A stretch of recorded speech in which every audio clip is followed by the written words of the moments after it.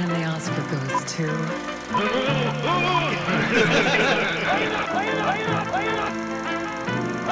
I'm no John Burgundy.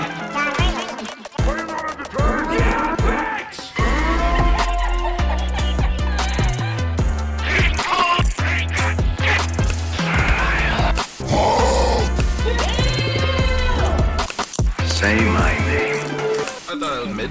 What do you think darkness is your eye? You merely adopted the dark.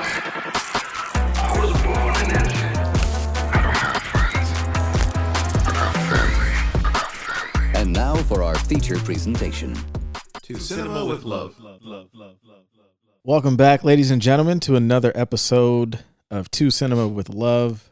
I am Jamal, here with Alec, Jonathan, Sup? and we got a good show planned today. Our last episode was supposed to be about sequels, but we had some good conversation going, and so we were like, man, it's our show. We can do whatever the fuck we want. And so this show, we are going to get to those sequels. But before we do that, we all have now watched Nope. So we're going to talk about that, give our thoughts on that. Alec had suggested for the first movie recommendation for us to watch as a podcast trio was RRR. Yeah. Yes, sir. So we're going to talk about that. Get hyped. Oh. He liked it so much he watched it twice. I did. That's- 3-hour movie. I was going to say that's 6 hours. 6 hours, yeah. For one movie. 6 hours. Dedication. But yeah, The love for cinema right there. So we're gonna get into it, and we're just gonna start with John motherfucking Burgundy.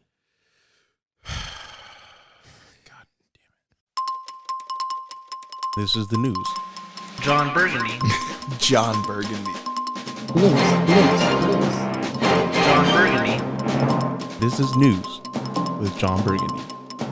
Bitches. Hello, y'all. Hope y'all are doing well.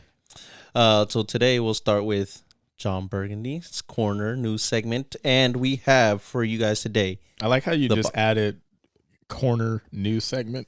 Well, because I'm like in a corner. You got like I'm literally in a corner. You're not in of the room. corner. You're in the middle. You're in the middle of the room.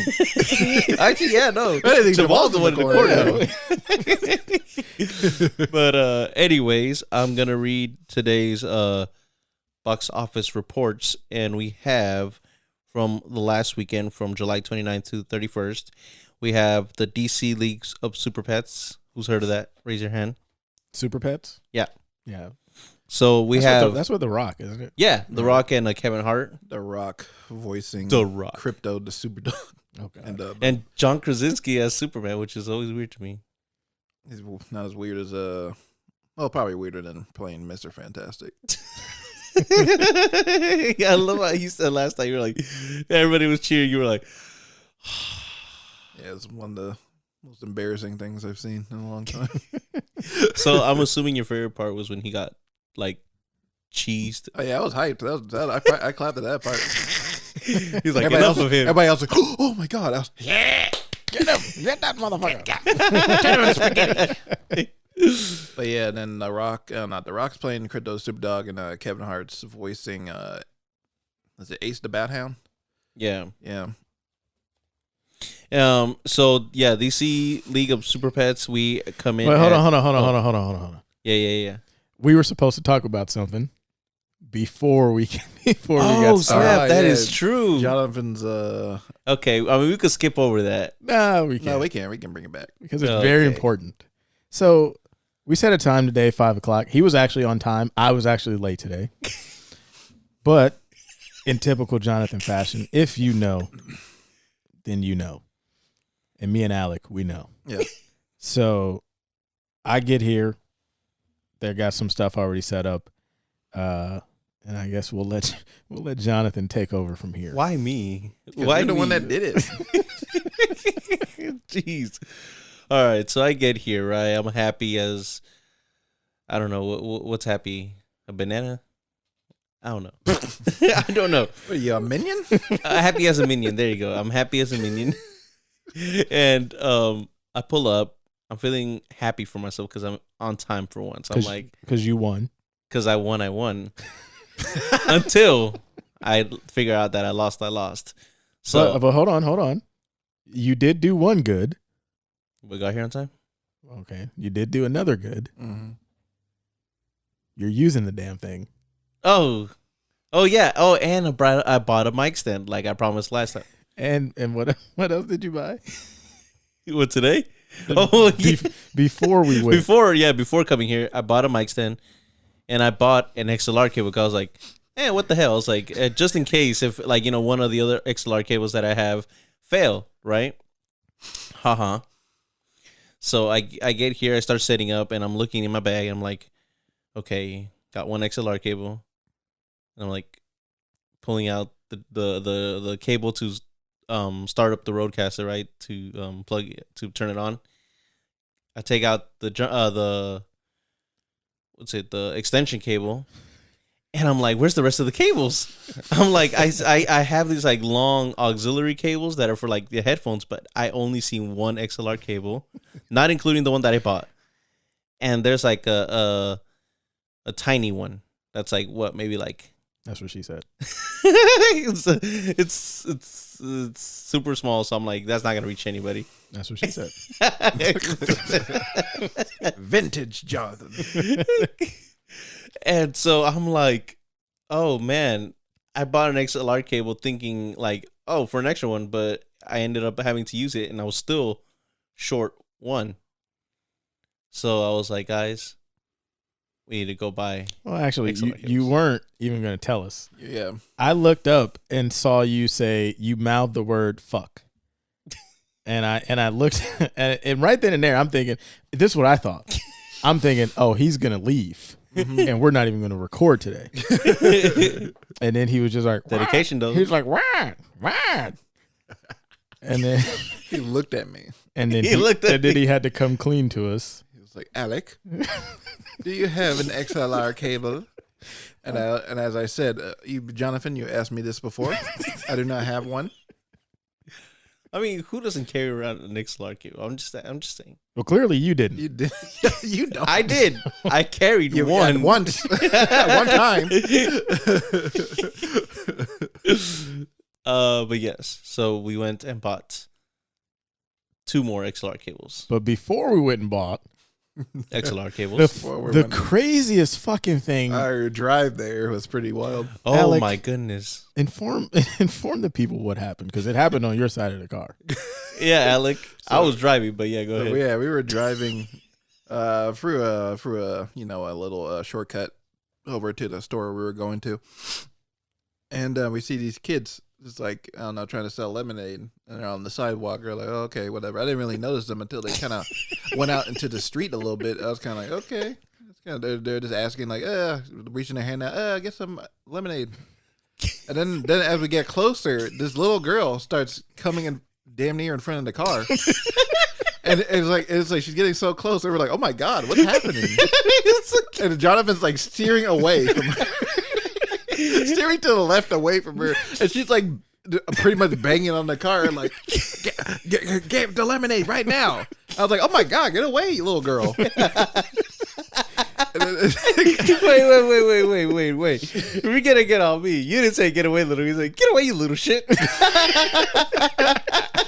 away, you little shit. God damn.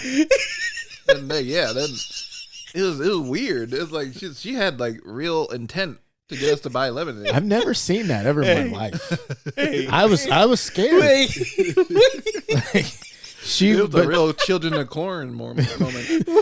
Can I just say, I never thought this shit would happen here in Antioch. Like, Oh no, I expect things like this to happen in Antioch, but I didn't expect it to happen today. Like, you would have thought her life depended on that lemonade sound. And she's lucky she didn't get a toe ran over. Yeah, I was like, wow. Yeah, and there was a stop sign too. Yeah. and we were so scared we fucking went through the stop sign. I didn't even have time to stop. Yeah, right for the it was right next to a elementary school. Yeah, Yeah, so we don't just hang out around there. If we drive by them. Yeah. We don't go in them. But yeah, that was wild. So yeah, we went to the store, got our cables, and then after Jonathan got his cables, we decided to take a trip to Harbor Freight to get him a Pelican case. And if you don't know what a Pelican case is, it's basically a very hard case where you can carry all kinds of very, very precious equipment like, you know, microphones or even a laptop or lenses, camera lenses, stuff like that. Or in this case, a roadcaster. Or maybe some XLR cables. XLR cables, just in XLR. case. We had to get Jonathan the yellow one so he can make sure he sees it even at nighttime. Even at nighttime, so he knows, like, oh, I need to get this because this is the podcast Pelican case. Nothing else goes in there. But And now, nothing else gets taken out of it. now, John Burgundy, you can continue. Man, that was quite a detour. Anyways, back to my segment. No, I'm just kidding. No, so It's my time. so we have coming at number one for the last weekend, July 29th to the 31st. DC League of Super Pets came in at $23 million. That's pretty low Yeah. for a superhero movie. They're animated, but still. But it's yeah. pets, not superhero. Super pets. And it's still a DC movie. Oh, that's true. Can make some money. So yeah, 23 Come million. on, John Burgundy. Come on. And then number two came in Nope at 18.6 million. Mhm. Number three, Thor Love and Thunder, 13.2 million. Number four was Minions, The Rise of Gru, 11 million. And then and fourth place was Top Gun Maverick, 8.4 million. That's still crazy to me. Still in the top 5. Yeah, that's what I'm saying. Nice. Wild. Nice. Wildin'. Okay, you can stop. Yes, and now I'm gonna pass it on to my co-anchor over here, Sir Alec, with the International Film Festival. Oh, Sir Alec. Yes, Oh, man, that's I me. kind Sir of Alec, kind of like that Thud. nickname. That might stick. right? Sir Alec. That was just on top of the dome. Wow, you're amazing, Jonathan. I love you so much. I sometimes I could surprise you guys. No, you don't. unless you forget something. Exactly, which is a surprise. But yeah, so the Toronto International Film Festival and the Venice Film Festival are coming up very soon, and when those come up, that basically means award season is in session. That means all the blockbusters, all the silly movies that came out before September, those don't matter. We're getting into the real prestigious films. We're talking Spielberg. Ooh, We're talking Aronofsky. Eesh. We're talking Bill Murray. So Jay and Silent Bob. Jay and Silent Bob returns. But yeah, so the Toronto International Film Festival is, of course, in Toronto, Canada. It's home to opening movies such as Moonlight. Oh And yeah, I believe La La Land came out there as well. yes. So that's about the same year. But the opening night film will be The Woman King. Do you guys know what The Woman King is? Can't say I have. It's okay. Hey, I can't say I have. It's fine. It's cool. It's a movie starring Viola Davis.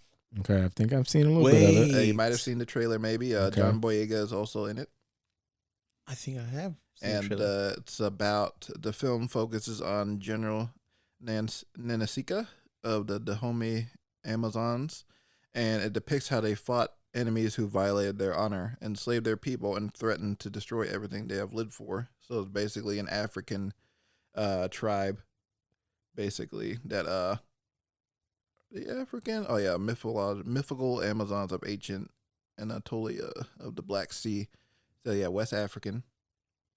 And basically, it's pretty much the tribe, the warriors you saw in Black Panther. That's pretty much the real life version of this, all that whole woman warrior tribe. Okay. Yeah, that's basically the real life version of this, because Okay.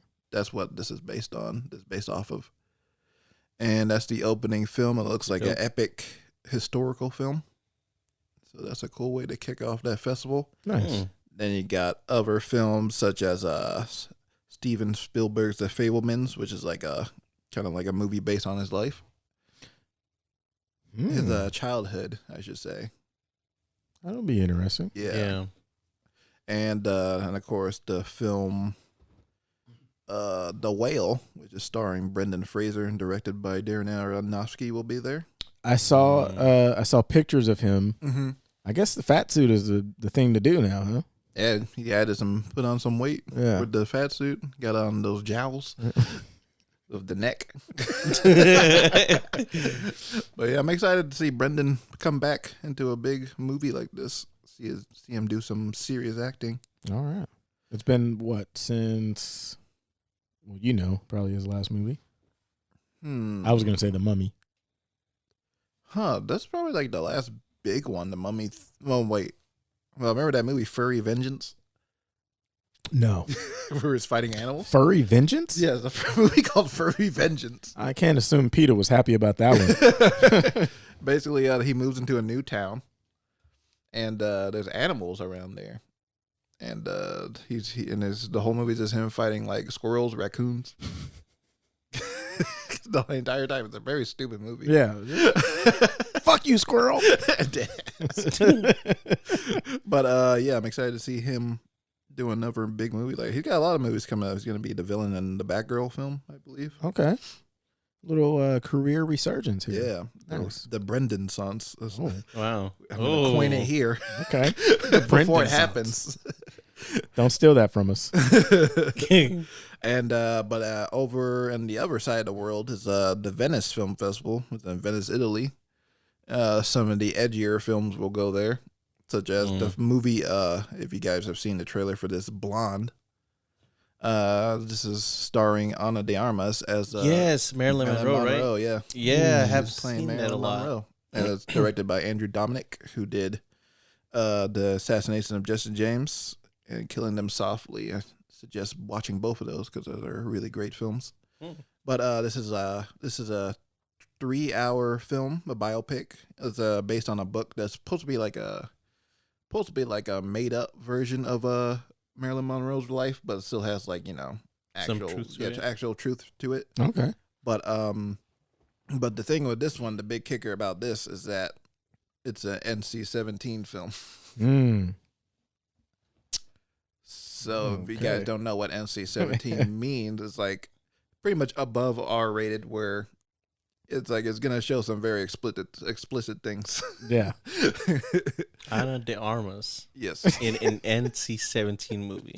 Oh, don't get ideas, John. He's so excited now. No. He's like, yeah, I gotta watch it. Gotta watch it. But yeah, you guys watched the trailer for Blonde? No. No, I didn't even know it was that. I just seen like the poster or whatever. Yeah, she looks like she's doing a great job. Wow. She looks exactly like her. I noticed some people have been complaining a little bit about, you can hear her, she's from, I believe she's Cuban. Yeah, You can hear her accent slip out of like every once in a while. But I don't know, it shouldn't really be that big a deal. Yeah. As long as she's a great actress, so I'm sure she'll be good. She was in Blade Runner. Yeah, Blade She was Runner Joy, 2049. yeah. She's really good in that one. And Knives Out. Yes. That's another one I really like her in. Did you see what is it, Deepwater? I think it was on Hulu with Ben Affleck. Been wanting to, I haven't yet. Okay. What? He's like, I stumped him? No. Oh, I know what he's thinking. Yeah. But we'll get to it when we get to it. Yes, sir. But yeah. So, Well, now I'm gonna have to watch it. but yeah, I'm very excited to see Blonde. But and then another movie. This is a Netflix film, and this is pretty interesting one because this is gonna probably be one of the last movies Netflix makes that is not like a big action movie, but cost a lot of money because it's more of a not really an art house film, but more like a more of an artistic, an auteur film. Mm-hmm. It's gonna be Like indie film? indie. Nah, I mean this movie's gonna cost $140 million. Oh, Jeez. gosh. And it's a movie called White Noise, and it's from the director of Marriage Story. Oh, that was good. Yeah, and it stars it's a black comedy horror film, directed by Noah Baumbach, starring Adam Driver, Greta Gerwig, Don Cheadle, and Andre Benjamin, who, as you know, is Andre 3000 from Outkast. But yeah, they're in the movie, and it's about Adam Driver's playing a character who's a professor of Hitler studies at the college on the hill, and he's a husband and a father to 4 children who are it says here they're stepchildren, so that's interesting. And what happens in the middle of this movie is an airborne toxic event, and a cataclysmic train accident that casts chemical waste over his town. So yeah, this is a $140 million movie, a black comedy film. So it's gonna be very interesting to see how this turns out. I had like the perfect joke right there. I was gonna be like bombshell. God, I hate you. Sorry. But yeah, this movie is based on a book, and Noah Baumbach's usually a really good writer director. If you've seen like a Marriage Story. Yeah, no, that was really good. Yeah, And like especially, you said it's the same writer and director. yeah, he's writing, directing it. So, seeing how like Adam Driver kind of like acted with like the direction of like well, who was it? Noah Baumbach. Noah in Marriage Story. I'm not gonna try to say that last name. I know Joel's just like Noah. I know like Adam Driver. He's a really good actor, man. So see him with like the right director, because I've seen what he can do with like bad direction. Star Wars. But you know, He's even good in any of those bad movies. I'll give him that. okay. Well, it was good in Rise of Skywalker, even though Yeah, bad script. I was thinking more of like The Last Jedi. I was like, He's getting that too. I'll defend that one. okay. Just a But yeah, quick picture. This is what he looks like in the movie. Adam Driver. Yeah, He looks like he's kind of going through it. he's got a bit of a Oh wow. terrible hairline. Yeah. and he looks like he put on probably either a fat suit or he put on weight. Yeah. That's what I'm noticing too. Yeah. So I'm like, then I saw like a picture of Adam Driver this morning on Twitter. He's playing a Ferrari. The guy that made Ferrari, Enzo Ferrari, in the movie, and he looks very different. And he's got like white hair. He looks like, I don't know. He has a different face on. He doesn't have makeup on. He's just making a really different face I haven't seen him do before. He's like a really good actor. Yeah. Yeah. But yeah, those are the big highlights from the film festivals that are coming up. So look out for those when if there's a Oscar, like, I don't know, ballot going on with you guys. All right. So question, and because I don't know if Jamal might know the answer to this too, but question: is there any way that we can watch these films before like Oscar season? Like, do they like ever play these somewhere? Like, because I know that like they don't play them like in like AMC's and like that. Some do, but most of them don't. Well, this looks like pretty much like the Woman King and Steven Spielberg's movie The Fabelmans is gonna be in theaters, but looks like White Noise and Blonde, and Blonde will be in only on Netflix, I believe. It looks like so far. Okay. Okay. That's not bad. Unless they Yeah. like put out White Noise and like limited screenings, so they do limited theaters sometimes. You can only see it like, I don't know, like San Francisco or something. I was gonna say sometimes some local like movie theaters play those. I think, right? Because I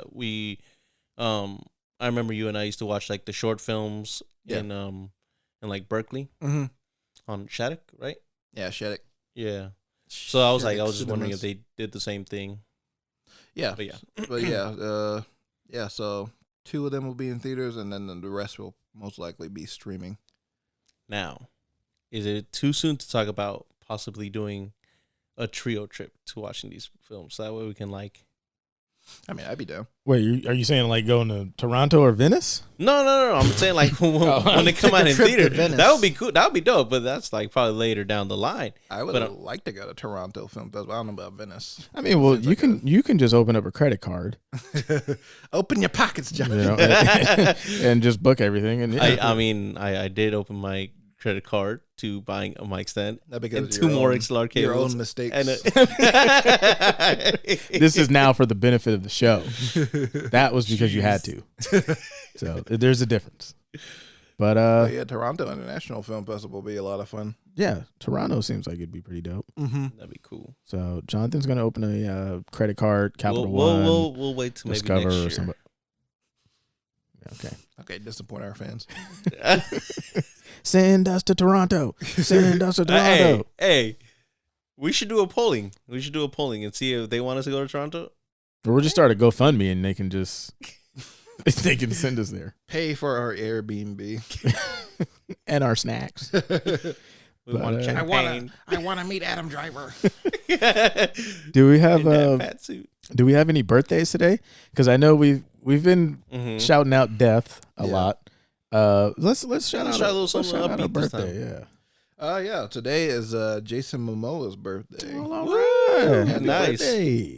If you guys, in case you guys don't know, Jason Momoa is the star of Aquaman. He is Aquaman, Mm-hmm. and he was in Dune. I know him from Johnson's Family Vacation. Oh, Yeah. that's a throwback. Yeah.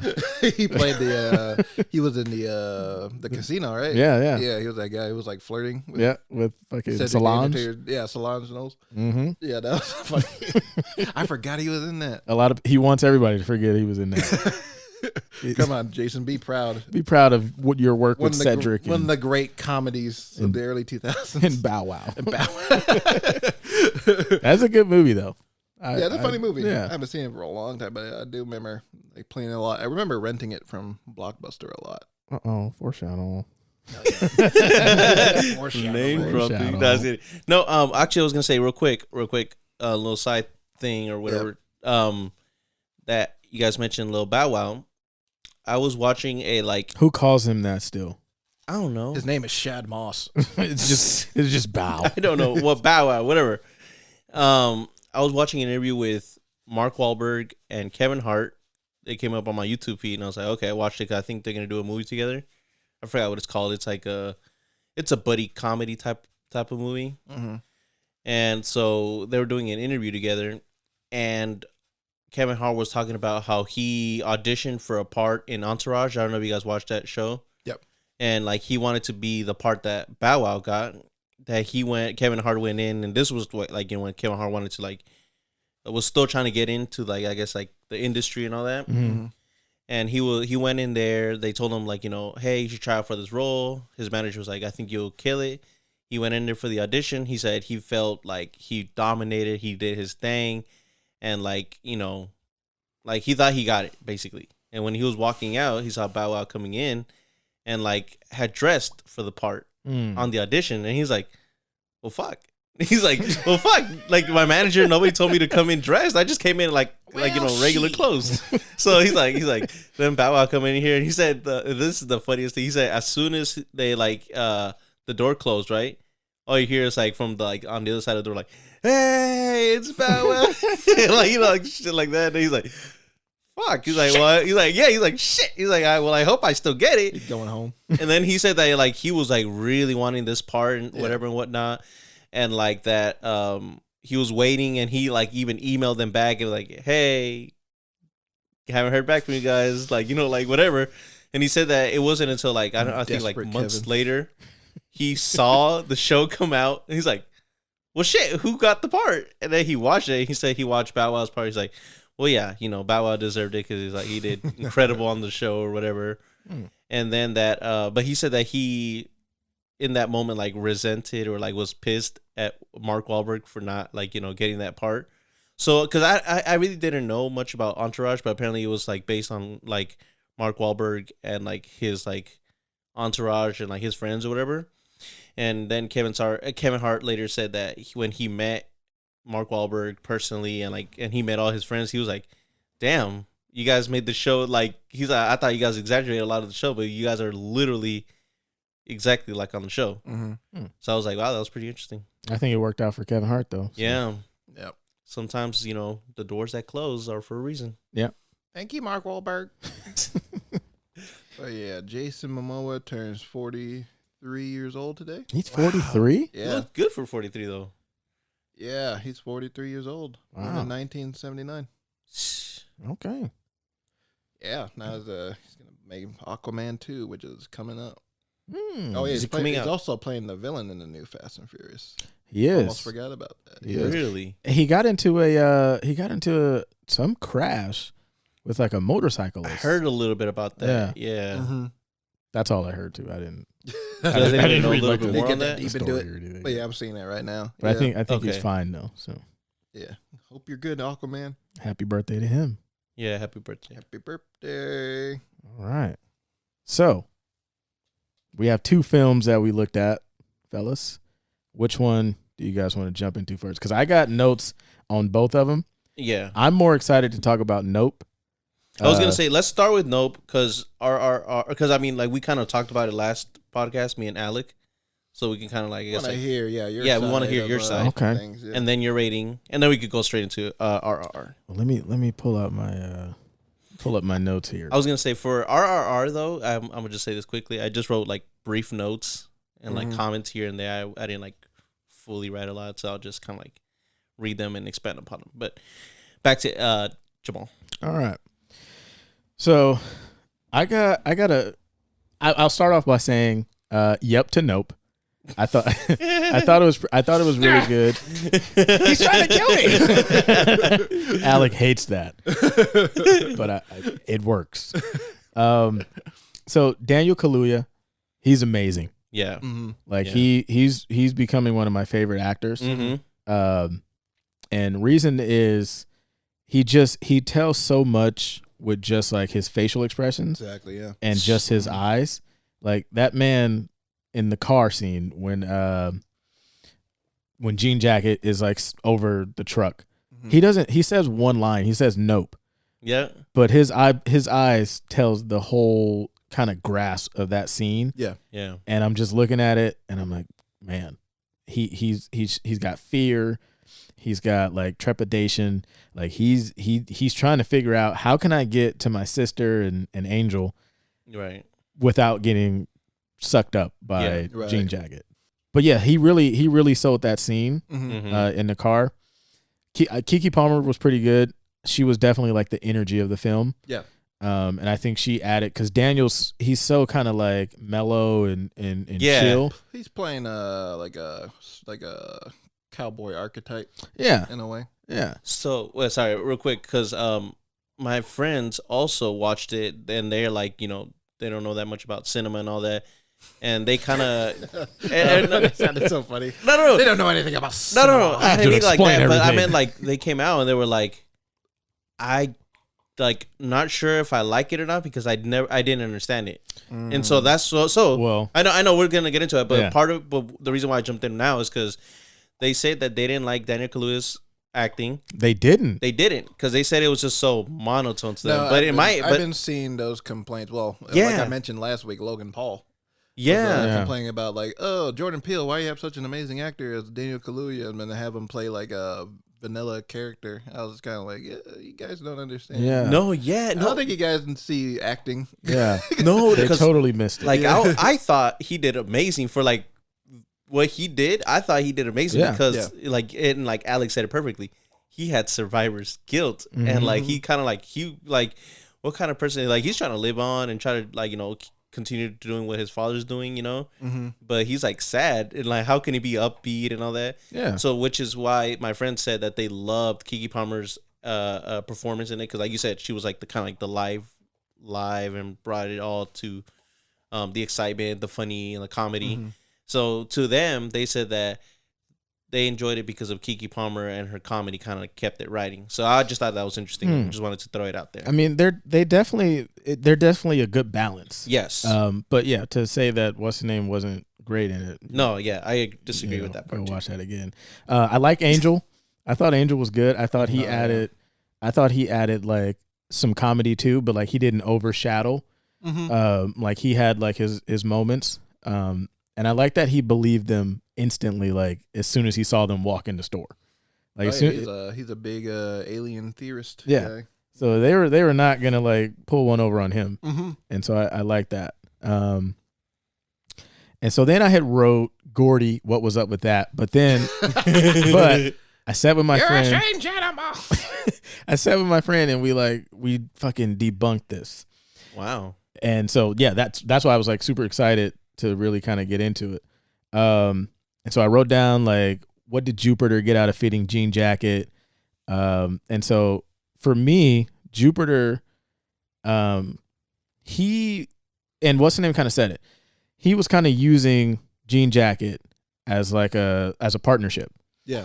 And so for me, it was like he was using it as the attraction for his farm. Right. Just like they used Gordy. Exactly. And so when he was telling the story, like Gordy, because when you guys had said like that first scene, it really kind of, I was like, I don't get it. And then I watched it, and as I was watching, I was like, I don't know what this means. But then I went home, and I'm sitting there, and me and my friend, like, we're fucking picking it apart. And what we kind of got was like, no matter how much you train an animal, they're still an animal. And so Gordy got sent off the deep end because of the balloon and the loud noise. So even though that they had trained him, he's still a wild animal. Exactly. And so he went crazy. And so then at the commercial shoot, the horse goes a little crazy when the guy sticks like the ball thing in front of his eyes. And then hold on, because let me wrap it up. Yeah. Sorry. And so then Kaluuya, we'll call him OJ. OJ was like, it's not a spaceship, it's an animal. And so I felt like Jean Jacket was cooperative because he said he had been looking at that cloud for 6 months and she didn't do anything crazy.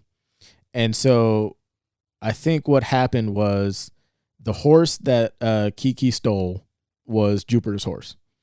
And so in Jean Jacket's eyes, okay, you're feeding me, I'll be all right, we're cool for now. But then when she ate the horse and she couldn't, the fake horse with the strings on it, the flags on it, and she couldn't digest it, in her mind is like, oh, he's trying to kill me. So now I feel threatened. I don't know if you guys picked up on that. Oh yeah, I agree. Okay. No, I didn't even think about that, but that's good. Yeah. That's good. Yeah. And then OJ and Kiki, after they come back from the commercial, it's such a throwaway line, but when you think about it, it makes like so much sense. Kiki says to, I said Kiki, Daniel. What do we want to call them? Their characters' names, or I call them like OJ and Emerald. Yeah. Okay. So Emerald says to OJ, "Oh, when did he change the name?" And OJ, I think he said maybe it was about like 3 years or 6 months ago or something like that. And watching it, it's just like, oh, whatever. But then it's like he changed it to Jupiter Farms because in his mind, he had a spaceship as the attraction in Jean Jacket. And so I was like, okay. And on his fucking jacket, there's a fucking spaceship on his when he's doing the show. Yeah. So little things like that, I was like, okay. And then like that first conversation where OJ goes up into the room and they start talking about the horses. And OJ was like, all right, I want to sell you Lucky for $11,500. And he was like, but I want to be able to try to buy it back. And I thought about it because that's an important conversation. Yeah, it is. But Peele, he sets it up for us to be distracted by Keke Palmer before they even go into the building. Because OJ's like, don't get in here and start doing your bullshit. Yeah. And she's all like, well, fuck you. He's like, well, fuck you. So he conditioned us to focus on Keke and not the conversation that was going to be taking place. Right. And so that you would kind of almost miss little details that you needed to hear. But they were still there. But they were still there. But so then she gets in there, and what does she start doing? She starts taking over, asking questions and shit. Fangirling out. You're the boy in that show. Yeah. Yeah. And so now it's like, at least for me, my attention was on her instead of like what they were talking about. Yeah. And so when OJ says, I want to try to be able to like buy it back, Jupiter doesn't really answer him. Exactly. But he's just kind of like, yeah, and he's then, like, maybe we could talk about that. Yeah. And then Keke steps in. And it's like, well, why wouldn't he want to sell his horses back? Because he's feeding these fuckers to Jean Jacket. Right, yeah. And so, but that could be such a like, you could miss that because she's so like, she's going. And so then they go into the room and he starts talking about Saturday Night Live. And I'm like, well, what the fuck does this have to do? Yeah, I was always wondering about that, but I want to hear what you say. And so So in his mind, right, Gordy goes crazy. He kills everybody in there except for him. Mm-hmm. So as he grows up, as Jupiter grows up, he thinks, okay, I'm kind of special. I'm kind of a part of them. Like I can connect with Gordy. So that's why he feels he can connect with Jean Jacket. Yeah. So when he's explaining Saturday Night Live, it's almost like he's saying it excitedly, but it almost felt like he was like, but you're making fun of them. You know, like you're using what happened with Gordy for entertainment and to make money. But he's like, but I was there and I had a connection with him. Like you don't understand what really happened. Mm-hmm. And he kept saying they and they and they. And I feel like the they was referencing Jean Jacket, but he was kind of like alluding to it. And so, yeah, I just think he thought like he was special. I also was like, I also see that scene of like him talking about Saturday Night Live over what actually happened. It's like him kind of like refusing to like believe in like the trauma that happened to him. Yeah. Like it's kind of like, oh, okay, I gotta like make this a whole show. Like this is like more of a entertainment thing. Yeah. Yeah. And he would never like, he wasn't traumatic about it whenever he like explained it. Yeah. He was always happy and smiling when he finished talking about Gordy. Mm-hmm. So I thought that was interesting. And then yeah, the flyer of like, so the scene, I thought that scene was great when they're yelling across the the field. But then I thought about it. He wanted to buy their land. And we see him kind of do that first like send off with Jean Jacket at night. Yeah. Mm-hmm. And so I think he was the flyer, the day show was like him testing to see if he can kind of control Jean Jacket to use as the attraction, because you can't really see her at night. Yeah. So for him to get people in there, she has to be here during the day. And so what I felt is that he was trying to set up Otis and Ember and all them, and he was going to feed them the Jean Jacket so that he could take over like their part of the land without having to like buy it or anything. That's very interesting. Yeah. You know what I mean? Because if you think about it, Jean Jacket was like that cloud was over kind of close to them. Yeah. So I think for Jupiter, he was like, okay, she's over there. If I can like get them gone, I can just feed you over here and then you'll come do my show for me. And so I think that's what like, what's the name was talking about, like the partnership. I don't know if you guys kind of felt like that or. Oh, that's very interesting. I never heard. Yeah, I didn't think about it that way, but that was before. good. Yeah, that's interesting. And then, yeah, like you can't control an animal. They revert back to what they know. I thought the taking the pictures in the well, I thought that was great. I like that. What did you guys think of the film guy? Because as cinematographer, yeah, he was a little weird. yeah, king. Yeah, I call him a king. I will get this shot. I need it. Um, This shot will die with me. And so my friend had pointed out that that when Kiki calls him, he's watching like predator and prey type shit, like animals being devoured almost every single time we saw him. Yeah. And so it wasn't like she said reality, and he was like, "Oh fuck, I don't want to do that." But then when she said documentary and he saw the news, he was like, "Oh okay, now I got to get out there." Yeah. And then now, do you think that they got the shot? Because when Angel puts the film on, it seemed like a little film roll was kind of out of place. Yeah, like a film roll was like. I don't know if did you guys catch that? And so I was like, damn, did they even get the shot? Yeah, that's one. Yeah, that's interesting. Yeah, I was wondering that too.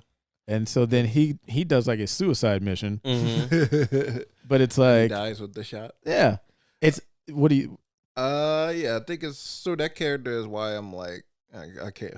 I hate going back to Logan Paul, but like when he said he doesn't understand why he did what he did with that sacrifice, Yeah, or just like not really a sacrifice, just like just like getting the shot and then dying for it. Yeah, but it's funny because of what Logan Paul did in Japan. It is kind of like a similar thing where it's kind of like you're getting a shot for just because so you can feel like a sort of like pride in yourself. Okay. It's like this like to prove a To point, you prove, know. yeah, to prove Oh, a I was point. there, you know. Yeah. And Yeah. here's the and then then you're gonna show it off to everybody and be like, aren't I so great? Aren't I so amazing for doing this kind of thing? So do you think the film guy was like, I've already got that shot. I've already seen it. And then he gets that one. Do you think that was like he felt like he had accomplished what he had set out to do? Okay. Yeah. well, because he said it himself. He's like, that's the impossible shot. Yeah. So him actually like, because Being under the belly of the beast. yeah, like Yeah. you know, like who will get that shot? Okay. Like right under it. You know, like anybody can get like a glimpse or whatever, but getting it like right over you, Yeah. it's like the impossible shot or whatever. Like weird things like that where they fixate on things like that. Mm-hmm. Like similar to like the shoe that was in the Gordy's homestead. Yes, Thank I you. was just about to. Yes, It's like how people like fixate on like weird things like that instead of like actually like focusing on the actual like terrible thing that happened. Yeah. But I was gonna make so on the shoe, yeah, there's like that little, it was like some blood, like a blood Yeah, stain. Like a drop Yeah. of blood, yeah. And then the guy in the motorcycle, he had that same, it was just one hole, Mm-hmm. and it was the same as like on the shoe. Mm. And I was like, I wonder if this somehow, so I guess I'm one of those people. I'm fixated on the shoe. But I don't know, I just thought that was like, I thought that was interesting. This is Jordan Peele just trolling. Yeah. I That'd be just kind have of a amazing. quick question. I just have a quick question though. What do you guys think is the meaning behind the shoe? Is it just like you said, like to kind of like distract, or was there a meaning Kind of behind it? distract. Because my friend was feel saying like Mhm. he thought that, and I kind of explained to him it was the balloons popping, but he thought that Gordy freaked out or whatever was because jean jacket was above them or something because the shoe was just like kind of like Standing up. perfectly standing up and nothing was holding it Yeah. or whatever. So it was kind of like bending nature or whatever. Like, you know what I mean? It wasn't like like physics. Law of physics was not applying to that one shoe that was just standing up. But I don't know. Maybe it might be like you said, a distraction Mm-hmm. because a lot is going on, and for somebody to just pay attention to that instead of like Gordy just fucked up everybody on set. The shoe in the case. Yeah. But then why would the motorcycle guy have the same Mm-hmm. thing though? Yeah, that's true. I don't know. That's the guy that's like that's probably a one thing I Maybe- didn't maybe- like, one of the two things I didn't like about the movie. Okay. I felt like he was leaning on the theme a little too thick. Yeah. With the, like, where's your camera? Why aren't you recording? Yeah. Take a picture. Where's my camera? Like it's kind of like okay, you Like, can, we got it. we got it. We understand. Yeah. Just in case the people didn't understand. They were like TMZ. Yeah, TMZ. Now, yeah. I'm sorry. Oh yeah, good. I didn't like the car scene also. For me, it's like not looking jean jacket in the eyes or face. Right. My friend calls it vagina. But like not looking in the eyes, I was like, I kind of would have liked something a little bit more than that. Like, and I also thought it looked like a cowboy hat.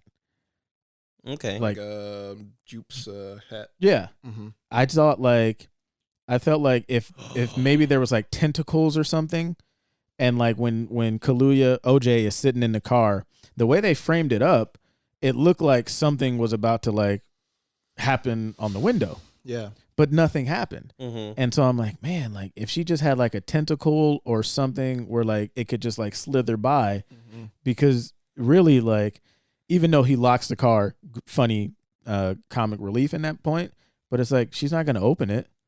Like she's not gonna like physically, do anything to you like that. Like she's just gonna suck you up out of the sky. And so I was just like, man, I just wish she kind of had a little bit of a different look, Mm-hmm. and something where like, because I would have just loved to see how he would have reacted. You know what I mean? Yeah, I understand. Yeah, that's cool. Yeah, that would have been cool. I to just see kind of liked that it was a brand new take on how like an alien life form looks, Mhm. because it was something completely different. We see like the tentacles, we see like the scaly skin, we see like the little green man. We've seen it all except like because like when when they get it sucked up into the ship. I was like, I don't usually get like uncomfortable during You movies, too, right? but when they're in that ship and they're like very claustrophobic and it's like very like narrow and just like you see like the organs of the alien is like, oh my god, and like the screams and those screaming help. screams were intense. That was That was scary. like that had me on edge. I was like, oh god, Those screams were like, Yeah. you just killed me. I'd rather not being there. kill me. I Jeez. don't want to. And that cluster, you can't move around. Yeah, Like, oh man. barely. Yeah, that's like probably like the scariest scene in the movie for me. So now, what did you guys think when Jean Jacket was over the house and the blood starts running down? Now that was right before. Oh, okay. Just kidding. I mean, yeah, but hey, could be. horror film Could nod. be. Oh no, yeah, definitely. But that was like right before. So what I thought was she couldn't digest that metal horse. Yeah. And so the screams that we hear is not only the people, but like her. And my friend started calling it a her because of vagina.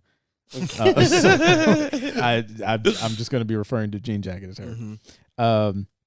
But then she starts like raining down blood, and then she spits out the horse. So do you guys think like she was trying to digest the horse and like those people, but she just couldn't, and it was kind of fucking up her insides? Yeah, Yeah, I think believe so. that. Yeah. Okay. Okay. Yeah. But yeah, I did love how like the blood was just rushing down that house. It felt like a slasher movie. That was Mhm. yeah. At that was, point, I was like, oh shit, this is a slasher movie. This That was was a giant intense. spaceship. Yeah. that was intense. That part. Man. Yeah, I thought it was good though. And kind of like that first time we see, I think on the inside, didn't they show like the horse, like the motion picture? Yeah. The intro The of the movie, very yeah. beginning, we And- see the inside of the. And, of yeah, the so it alien, was yeah. inside. Yeah, Jean I was like, Jacket, oh, right? what's that? Yeah. Later Yeah. on, I was like, oh, this is it. Yeah. yeah. That's crazy. They showed it to us right in front of Yeah. our face. But Yeah, what I I like don't when, even know. I like when directors do that. what did you guys think of kind of like when Jean Jacket almost gets ripped like a balloon or whatever, and then like she kind of starts to change, and then like she does the little what's the name? Yeah. And so what I thought was, because OJ was black and he was on the horse, and they was talking about, yeah, the first motion picture was a black man on a horse, that Jean Jacket, like it looked like she was taking a picture of OJ on the horse. Yeah, that's true. Or was I just No, saying yes. that? Okay. I I don't Oh, yeah, know. I I like don't that, remember yeah. that Oh, part. he doesn't even see it. I remember that part. What are you talking about? That first person was a Mexican. I believe like at the very end when he's like just still there. I think he's dead. But she's like, Oh I think- shit! I think Explain. she's like seen, cause like he's like in front of a sign that says "out yonder." So I'm just thinking like, okay, maybe it just means like he's out yonder into heaven. Okay, because now that's another good point. I was trying to look for like, because what's the name? He does that secret shit. And so in the theme park, I was looking at like the signage. And I'm trying to think Yeah. like, what does this mean? The over yonder though, that one's interesting. Yeah, over yonder. Yeah, I was kind of like, okay, this means like he's probably gone, but like she still has him in her Yeah. heart, kind of thing. And like, cause like, why wouldn't he go? And over seeing there? him as a very heroic, Yeah, it's a very heroic pose that he did with his horse. it's like super like. My mom was like, "Oh, remind me of Django." Oh no. It's like Django. It's just like Jenga. Jamie Foxx, heroic cowboy. Yeah. Yeah. Oh yeah, and another thing that well, I saw it on Twitter, the connection, like not only the dolls and the dolls they made for the aliens, well, what they think Mm-hmm. Yeah, aliens yeah, will yeah. look Yeah. like, and the kids were dressed up as. It's like they were actually I guess Jupe reused the stuffed plushies of Gordy and just turned them into aliens. What? Shit. And then not only that, but the head It looks like a. a head looks like the Panavision cameras that they shot Gordy's home on. Damn. Oh wow. But see, now that when you said it, Mm-hmm. I was like, damn, Yeah. it does look like fucking. Mm-hmm. Damn, that's a nice catch. That's a nice catch. Yeah. But yeah, I was kind of like, damn, he really did a number on him. Yeah. His fucking friend Gordy, man. It's funny how like Gordy was just like he just started whooping their asses, and like he ate the bitch's face, Mm-hmm. Yeah. and then like she comes back and she's got like the what's the name? Yeah. The little The veil. Yeah. Mm-hmm. And And like- she's got a picture of herself as a child on her shirt. Oh, did she? Yeah, Yeah. that's kind of depressing. Yeah. Why would you do that? Because I don't know. That kind of reminds me of I don't know, not the it'd be like people like older people at Comic-Con, like older stars. Like Mhm. I don't know. Kind of something sad about seeing older people at Comic-Con. They had their booths, and you like see like younger pictures of them. Yeah. And like, yeah, this is the peak of my life. $20 for an autograph. Yeah, it felt like something like that, where it's kind of like Wow. she's like still like trying Living to in put the on- past or living trying to live in the past, yeah. having that facade kind of going on. Or like maybe that's like her way of like just kind of wishing where her life was still at. Mm-hmm. Yeah, Right. she's stuck there. Mm-hmm. Mm-hmm. Yeah. I mean, I thought it was good though. I'm happy that like I didn't let it get too hyped before I watched it. Mm-hmm. But I know you guys had some thoughts on it. Mm-hmm. So Well, I just wanted to add real quick because I've been holding it like for so long, but when that person put like that, I don't know what is it, like a little like a thingy. ball thing in front of the horse's face. My friend said, fun fact, horses can't actually see the reflection. Hmm. So what the horse saw was the person behind him. So that's what caused him to kick, that because makes horses Okay. he was explaining to me, because he's a cowboy, he was explaining to me that like horses are like they're not prey animals, they're victim, what is it called? They're like Pray. prey. Mm-hmm. They're prey animals. So That's what my friend had said too. yeah. So they're always like iffy, and like when I've seen his horse, like if you literally like put your phone up, it gets scared. And like last time he like had some balloons and was going like this, and like horses get scared of everything. You need to train them to like he says, desensitize them, so that way they get used to things and kind of like, oh, okay, that won't harm me or whatever. And so basically that's why he kicked, but he still kind of like was desensitizing, and that's why like in the scene when he was like kind of putting things over him, Yeah. Yeah. and like trying to get him used to like, oh, don't get spooked by the like what, I don't know, those balloon things, balloon men or whatever. The floaty thingies. Yeah. Because he like wanted to be able to run through them, and the horse won't be like, oh shit, and run backwards and get eaten by Jean Jacket. I for sure thought he was gonna kick the actress. Yeah, I thought that too. I thought he yeah. was gonna blast that bitch. I thought that would have been a lot better than. Yeah. Like I was when they went to the wide shot Mm-hmm. and he fucking kicks. Yeah. I'm thinking she's gonna go flying. Right. Said, oh my lord. Yeah. Oh my lord. Did you guys catch that OJ joke? Oh yeah. Yeah. Your name is OJ? It's like OJ Jr. Oh. Okay. Yeah. What do you guys think of? I guess we'll call it the chase scene Mm-hmm. where OJ is on the horse and Jean Jacket is chasing him. What do you guys think of that? Oh yeah, that's probably the part where I'm like, okay, this is his Jaws. It felt like a real felt like it turned from a horror movie. But the same thing with Jaws, where it turned like in a horror movie into like an adventure movie. Mm-hmm. It's like it had that same feeling. Even the music evoked that too. Yeah. And I really liked that scene. That was an intense one. It's funny, like when you guys were like, well, it basically turns into a Western. Yeah. And I was just as I'm watching, I'm like, I don't see how this does, and then it just slowly just morphs into a Western. I'm like, okay, I see it. Cowboy Kaluuya. Yeah. Riding away. Yeah. Yeah, that was cool. And one more thing, because you said you mentioned that you didn't like how the alien looked, right? Because and then I think you said that it looked like a cowboy hat. It looks like, well, when it's like in the Yeah. ship form, it looks like Yeah. a cowboy hat, but when it transforms, it turns into like a jellyfish looking thing. Mm-hmm. So I was thinking, right? Because I think the jellyfish form is his natural form. Yeah. Or like at least its form like when it's about a prey, or something like that, right? Mm-hmm. And I was thinking, right? What if it turned into a cowboy hat, right? Because it just came to my mind because it was like friendly with the Jupiter, and he's always wearing a cowboy hat. Could be. What if it took that form because it's like, oh, we're friends, we're mutual friends because you're not Yeah. trying to mess me up. I can see And then that. and then everything just suddenly clicked, like what if he turned on Jupiter because of the She. Oh, what if she turned? Sorry, what if Jean Jacket she, because of her vagina, turned to Jupiter because of the what was it, the metallic horse? Yeah, the that decoy, tried to digest, the and it's training like, horse. yeah, and it's like, oh, you fucked me up, and I'm gonna fuck you up too. And that's what. And so the part like when Jupiter gets killed, Mm-hmm. because I was like, well, why didn't she take Lucky? But in her mind, it was like, no, you tried to fuck me over. Yeah. Because Right. this is your Mhm. horse, and so I'm gonna Take fucking you and your crowd with me. Mhm. Yeah. Dang, it's- that actress can never catch a break. she got fucked up by two animals. Yeah, she should have stayed home. Yeah. It's funny like when the dad died Mm-hmm. and it was like raining coins and keys and shit. Right. It was like what the fuck? But then it's like Jupiter had been feeding fucking Yeah. Jean Jacket for a long time. And so that's why like the coins and the keys, because his guest like Yeah. Exactly. were fucking, Yeah. fed him. But yeah, I thought it was great.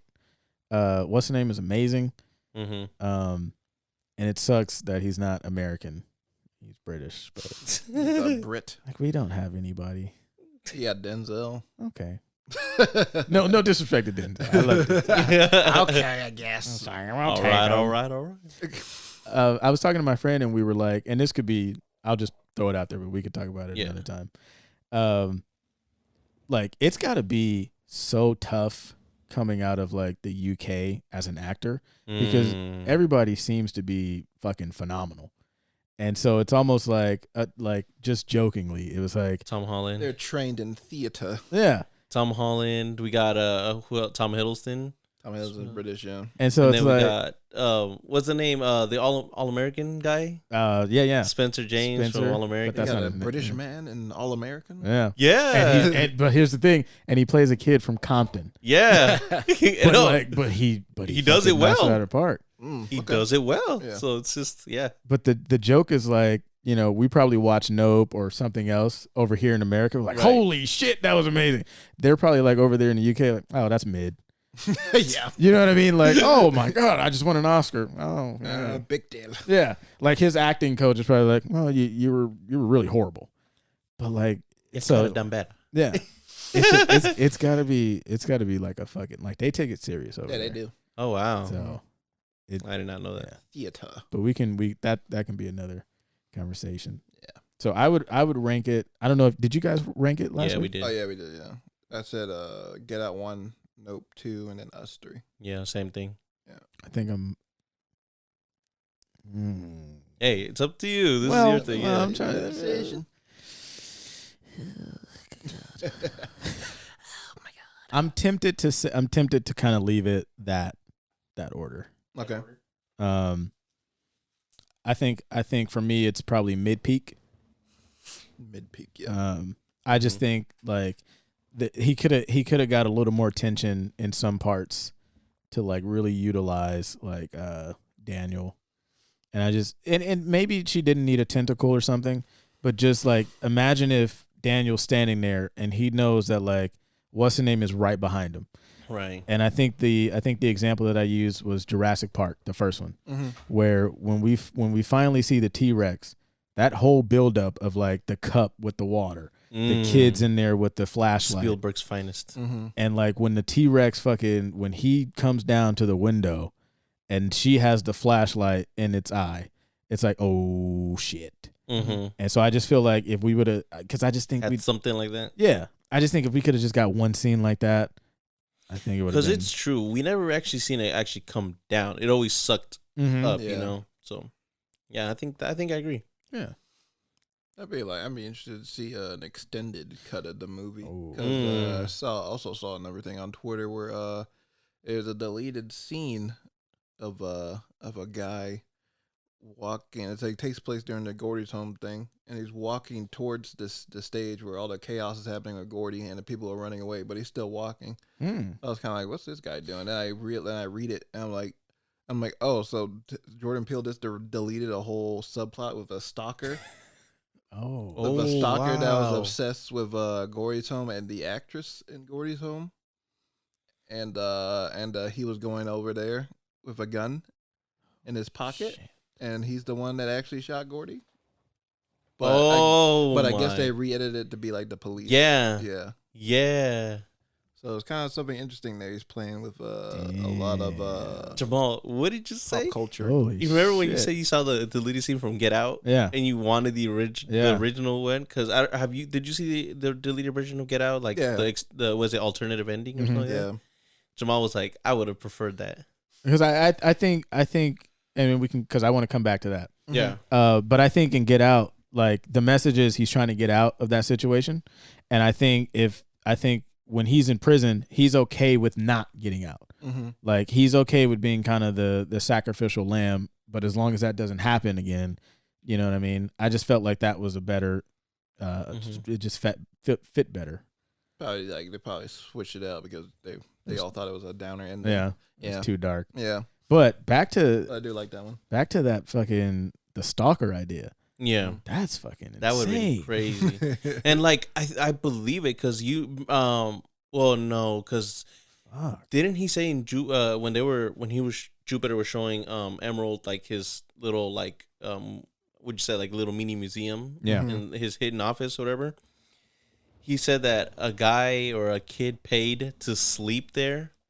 Remember? There was a little part where he was like, He did. yeah, a lot of people pay lots of money to come see this. So you guys, this is a free treat for you guys.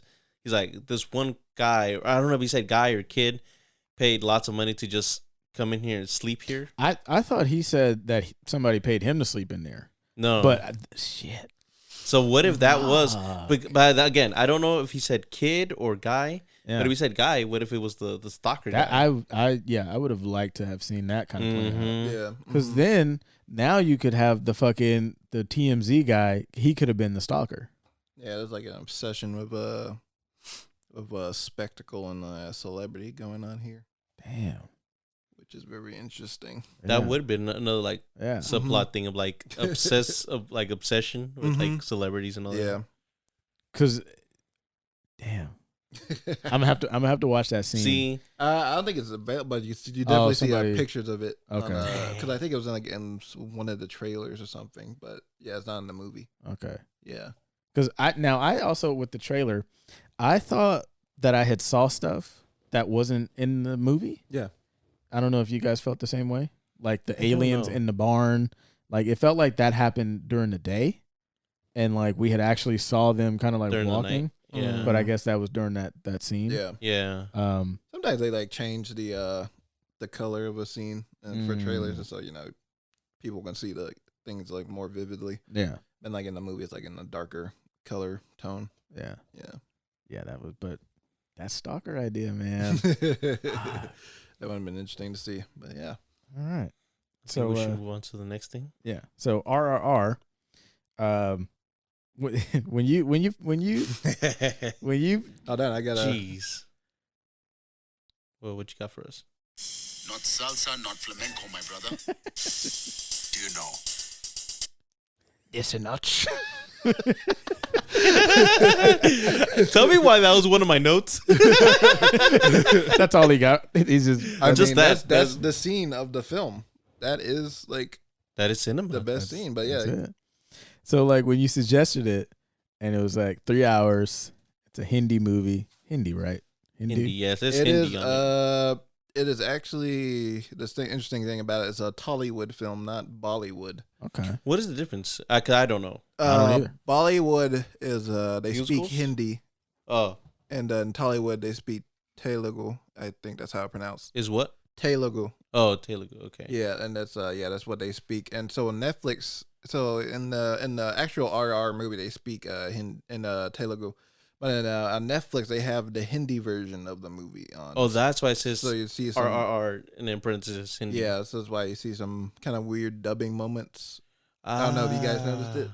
No, It explain. happens, yeah. Just like just some weird dubbing with because they switched the language out with new voice actors. I'm not gonna lie. I was On probably that. too distracted reading the subtitles to look at their lips. But yeah, there's I'm a certain points slow where reader. like you see like the actors' mouths are not like sinking in with the what they're actually saying. I was like, it's not like super distracting, but it just kind of sticks out sometimes when you do see it. Yeah. But yeah, it's so yeah, this is a Tollywood film. It's like a different part of India, the Indian film filmmaking over there. I thought it was great. Mm-hmm. I enjoyed it, and when I had texted you guys, and it was like that first scene where the guy fucking just smacks her with a stick. So I was like kind of slumped over in my chair. I was just like, Right. all right, here we go. And 3 hours of this. Yeah, I'm like 3 hours. And Does then Alec put us on now? and then the guy's like, clear the road. And he grabs the stick and just smacks the fuck out of her. I was like, oh, shit. And I like sat up in my chair and I'm like, oh, I'm in. I mean, you see that shit break. Yeah. Like, you see it, like, split into pieces. And she fucking just like, yeah. That was very... that shit was insane. Let me pull up my notes. Yeah. Where are they? Oh, there we go. And I love that they have like a very kind of distinct look.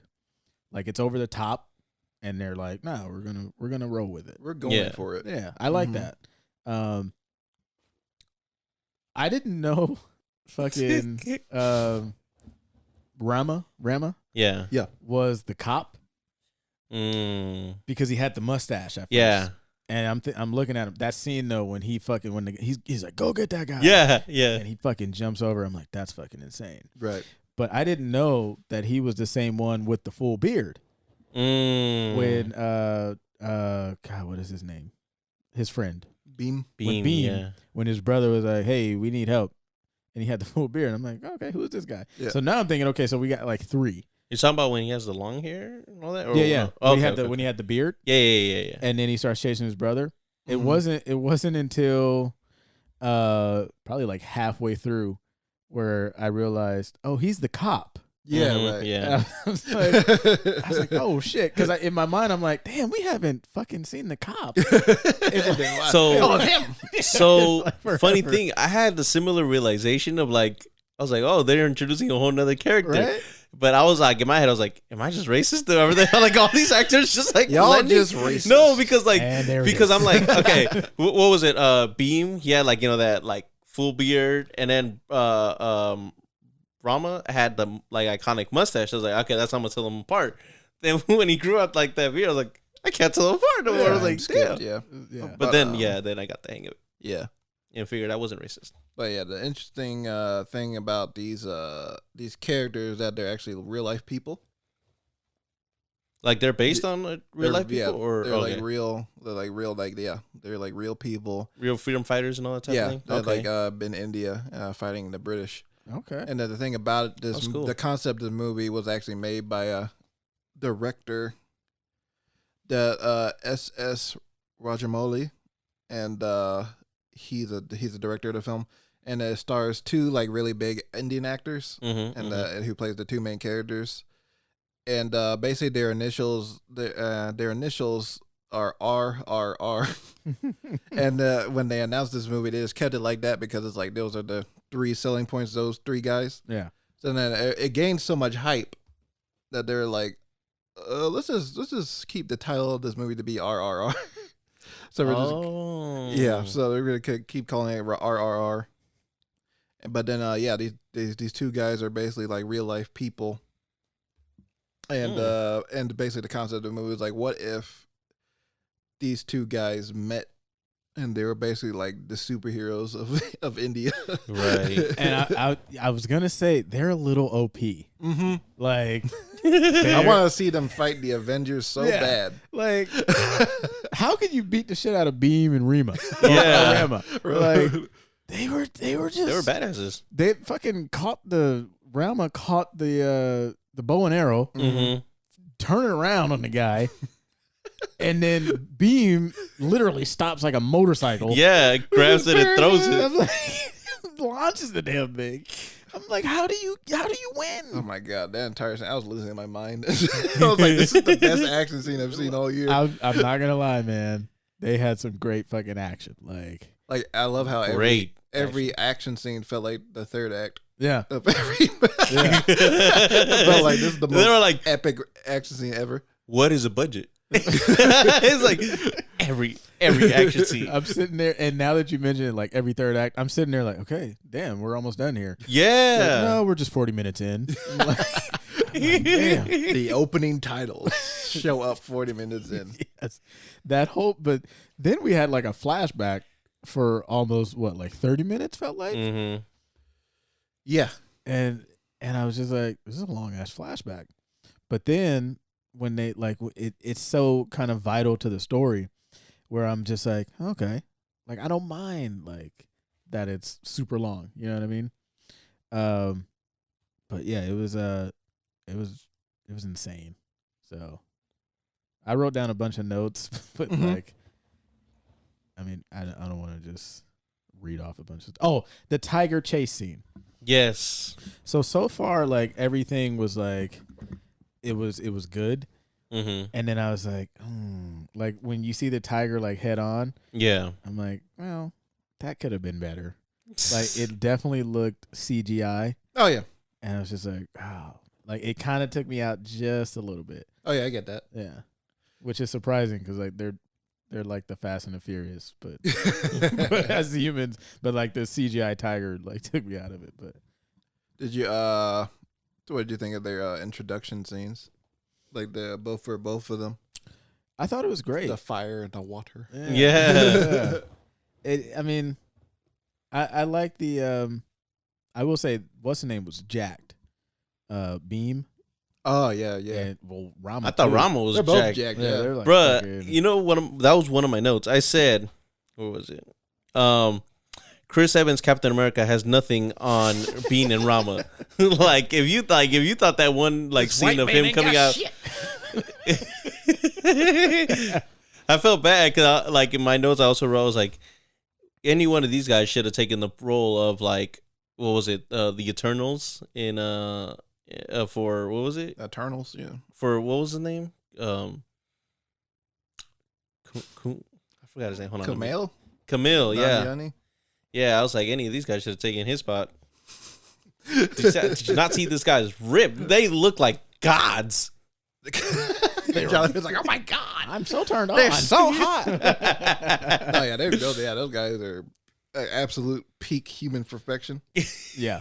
I could see why they got the roles. It was so brutal though, like, but I don't know. It was brutal, but it felt like damn, like when they're on the hill Mm-hmm. and then one guy like falls and he like breaks his neck on like Yeah. the rock. I Yeah. was like, oh fuck. And then the where Rama is like whipping Beam Mm-hmm. with the lady was just like more to his knees. Oh, yeah. I want to see a pool of blood. Yeah. And then she throws him the whip with the nails. Mhm. I'm like, oh man. And he's just like whap, whap. And he's taking that. He's just taking He's taking it so hard, he decided to sing. Yeah. He's like, he's like, Like, he what was hitting the- them high notes after that. Beautiful songs in this movie. I Yeah. wrote that down. Great Mhm. score. Mm-hmm. Yeah. Yeah. It was really good. So Great props casting, to you, everything. Alec. Choreographies. Props to you. Thank you. You made RRR. I am RRR. Secretly, he really did make it. I went all the way to India. That's why he suggested. and made this movie. But no, it's like, but yeah, I remember hearing the hype about this movie like really early on because there's the theater in Dublin, Regal. Yeah. Yeah.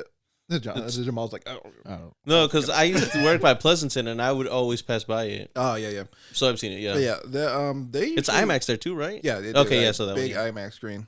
But they usually play Indian films. Usually they play more foreign films than like a lot of mainstream movie theaters doing here in America. Wow. And they were playing RRR there. So I was like, I remember scrolling from Netflix. I mean, not Netflix, Fandango, and seeing what they were playing over there. I was kind of like, RRR. Oh, that sounds interesting. Oh, so you saw it in theater? I didn't. Okay. I just kind okay. of just skimmed by it because I was kind of like, oh, okay.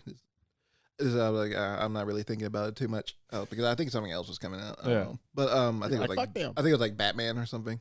It's probably Batman. Which Okay. one? The one that came out this year. Oh, okay. Oh, so RR literally came out recently? Yeah.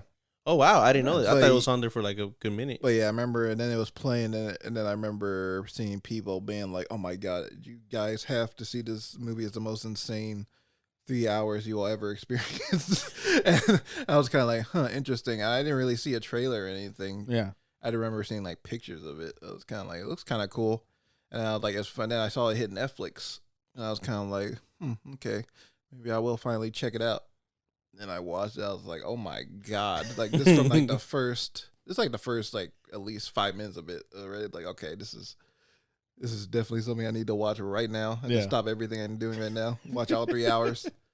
And then just like, God, I can't believe like, just like the action scene that happens with them on the bridge. Yeah. And they're instantly just, they do like hand signals to each other. They instantly know what to do. This weird ass, incredible contraption of a strategy to save this boy. Yeah. And then him on the motorcycle, and then Ram on the horse, and then they drive off. So And then he saves the boy. Then he has the flag. He wraps the flag around him. I was gonna say, so funny thing. My mind didn't go to like that, like extravagant of like saving strategy. My mind went to like, oh, he's just gonna grab rope, one is gonna go on one end, and he's gonna pull him up. You know, that type How of thing. dare you think of something so boring? Exactly, No, and then like, and then they did the whole like, and then they went like they missed each other. I was like, what the hell's going on? When they grab each other's arms. Yes, We're friends. Man. And then then the title. they showed threw up, that boy. and I wanted to clap. If I was in the theater, I would have clapped. And you're like, all right, I'm done. This is the movie. Like, all right. And I was like, oh, there's more. I was so happy that there was more. Yeah. Because like this movie blends all kinds of genres, like drama, historical epic, Don't forget the romance. action, romance. Yeah, there's a romance between Beam and what was her name? Jenny. Jenny. Yeah, Jenny. Don't call me madam. Don't, he's like, it's a, My it's name a is long Jenny. name. Don't do long that name. voice. No, sorry, it just came out naturally. And thank you. We had a good 2 episodes. Yeah, don't call me madam. Don't call me My name is My Jenny. name is Jenny. But yeah, the romance, musical. What else did they add? In? Action. Like I already said action. Drama. Yeah, drama, and then war film. Yeah. Yeah. It's like all these genres and all in a tight 3 hours, because it didn't feel really that long to me, honestly. Like I don't know, it had a really good story. It had an interesting structure the way it told this story. Mm-hmm. But then like you see it like actually like, develop. It's like, okay, this makes sense why Ram is doing this. Yeah. And it's like, okay, this is why Beam, like has this going on with himself. And it's like, just really just seeing the Ram story was very interesting. It's kind of heartbreaking too. A little bit. Yeah. A little bit. Seeing like how he came to be and why he's doing what he's doing with being pretty much they call him a traitor Yeah. to his country because he's a soldier officer for the British. Mm-hmm. And but yeah, you understand why he's doing it, because it's like he wants to Be able to get a hold of like the arms. get a hold of the weapons for his people. Because before his father died, he wanted him to make sure everyone in their land tribe. has a gun and a weapon in their hand. Mm-hmm. So it's kind of like, to get back at the British. So it's still like, even though Beam thinks he's like a traitor, Yeah, they're still doing the same like, goal. It's just like Ram is doing it in a much different way. Yeah. Mm. Really good though. Mm-hmm. It's on Netflix if you want to check it out. Yeah. RRR. Great suggestion by Alec. And so now, Alec, you get to choose who gets to choose the next film that we will watch. Well, Drum roll, please. unfortunately, it has to be Jonathan. Unfortunately, I'm gonna give you guys a treat. No, I'm just kidding. Wow. No, but I want to hear you guys' opinions on this movie. Ready? Well, you can let us know at the end. Oh, okay. That's where we do it. Okay. See, look at him jumping the gun. I was ready because I was like, I wrote it down. But so can I add 2 quick things real quick before we move on? Just wanted to say that what is it? Ram on the horse and Beam on the motorcycle. Iconic Ghost Rider vibes right there. In Ghost Rider 2. Remember that? Have you guys seen that? Have you seen that? No? I've seen the first. Yeah, but for the people listening, I just like put my palm on my forehead. But did it not? No, I didn't want to think about that at all. the ending. The ending with Ghost You know Rider what? 2. Actually, I was watching it with like a couple of friends on a Friday night before we recorded this episode here. But they one of them said the same thing. Now that I remember it, I'm kind of like this must be y'all's kind of like weird. Oh, no. Remembering Nicolas Cage's Ghost Rider, and he said it was the first one that happened. Was it the first one? Yeah, and, oh yeah, he said it was the second one too, but it's actually the first one. Ghost Rider 1. Really? Like, I remember in Ghost Rider 2, but okay. I don't even remember. I love Ghost Rider 2. It's classic. Well, Go ahead. What I was gonna say was what I first thought when I saw the scene where Ram goes and like it's like arrest that man, and he goes into the eye of the crowd to go and try to get this guy.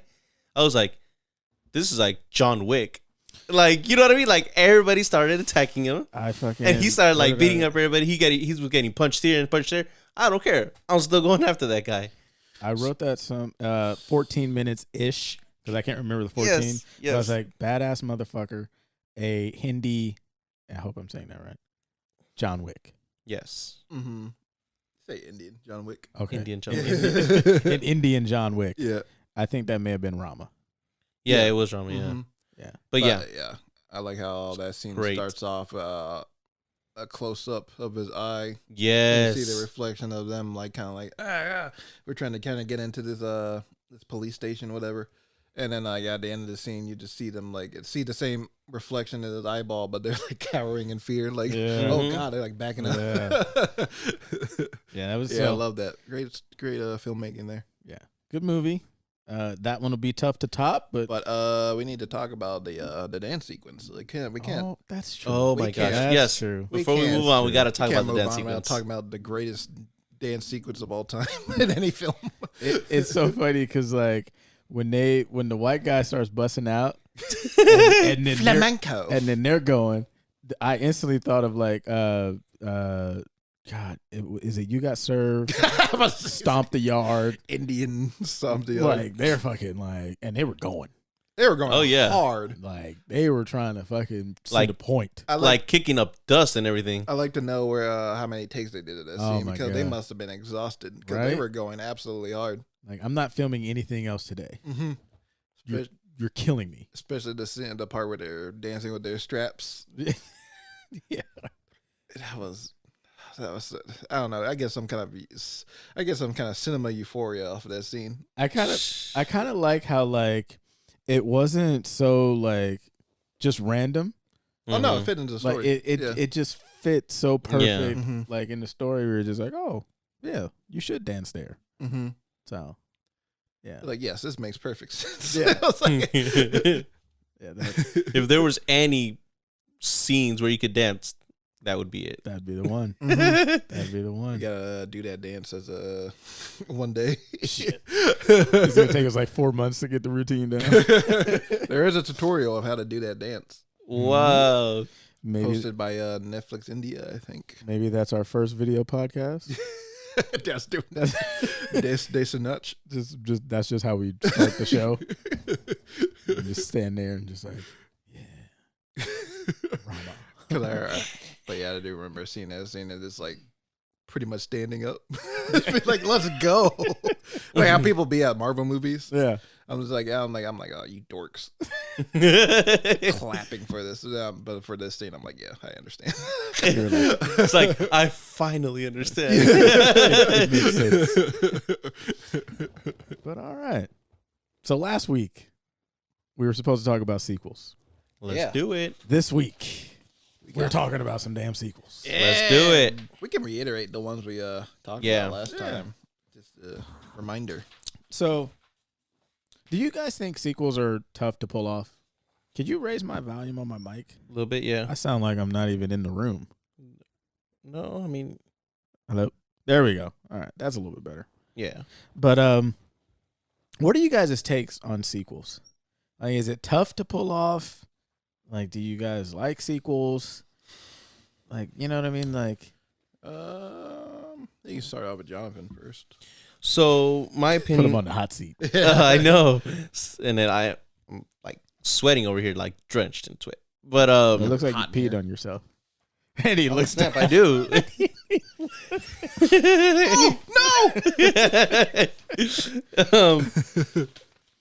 I think sequels are very tough to pull off, especially if the first one was very good. You know what I mean? Yeah. It's because it sets the bar.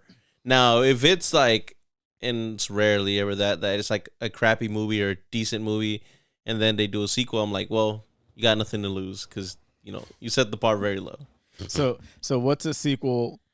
What's a first film that you think is really good and it's tough for the sequel to match it or be better? Joker. The Joker movie is coming out. Okay. I thought that one was like top notch. Okay. And now there's going to be a sequel. And Alec told us that Oh it's- yeah, and, I don't know, a little bit of spoiler alert if y'all want to know. No, I just kidding. mean, I guess it's take it with a grain of salt, as the internet says. But, Yes. there's a rumor going around that since I don't know if it has to directly correlate with the casting, but there's a rumor that Lady Gaga is joining the film, where she might possibly play Harley Quinn, in it. And in Joker 2, it will be a musical. A musical film where guys, you got Joker and Harley singing as they kill people, which could be, I don't know. When I first heard it, I was like, that sounds ridiculous. Yeah. And I'm like, oh wait, that sounds ridiculous. Oh. Kind of like, this sounds like it could be fun, because I'm like in the Joker camp where I thought it was mid. Oh shit. Wow. Jonathan, I never seen him that serious before. He's so ready now to "Oh, debate. wow." But I think Joker's meant only because I do think that Joker is a extremely well made film in terms of like the cinematography, and Right. Joaquin Phoenix acting is incredible. Mhm. And but where it fails for me is the script, because I feel like I'm watching Taxi Driver, but like a lesser version of that. I feel like I'm watching an imitation of Taxi Driver, where I feel like it's just very distracting to me. Wait, can I just say something? You know what that reminded me of? I don't know if you remember this when I told you that I watched, what was it? American Hustle. Yeah. And you were like, ugh, Diet Scorsese. Yeah, that felt like I felt like a Diet Scorsese film. Joker's not as bad as American Hustle to me, but y'all laughing at me. No. It's just that saying was like perfect. No. But like I remember it to this day, man. Diet Scorsese. It feels like, Diet like Scorsese. That might be some merch made. it just feels like telling you. someone just like imitating his style. Yeah. But like it felt like a fanboy doing like an imitation of Scorsese style. Fanboy Diet Scorsese. Those are some fighting words. Yeah. Damn. But I still do think I still enjoy Joker, but it's like those like Taxi Driver is my favorite movie of all time. If y'all didn't know, but So there's a poster right over your there right is. shoulder. I forgot about You don't say. in case y'all didn't know. But yeah, that's why my favorite film of all time. So all the parallels are very distracting to me. So do you think if they were to make Train Driver? Train Driver, like not Scorsese, De Niro, He's nearly 80 years old. a conductor. He comes back. He's a conductor. Uber driver. Uber driver. He's all old. Just driving these woke streets. Have These you woke guys- streets. Oh, this used to be better back in the day somehow. Have you guys seen? Well, I think it's called like The Intern with Robert De Niro and Anne Hathaway. I think yeah, I remember that. That movie was like hilarious to me. I don't know why. It's just like Seeing De Niro being all like a lovable grandpa. yes, like I see like De Niro as like this badass because of all the movies that he's done, and for him to see like him as a grandpa and like.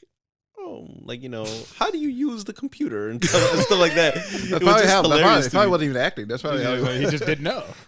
but yeah, De Niro the goat. But but yeah, back to Joker 2. I just feel like I don't know, just adding this kind of twist, making it more original Mm-hmm. could be very interesting to me.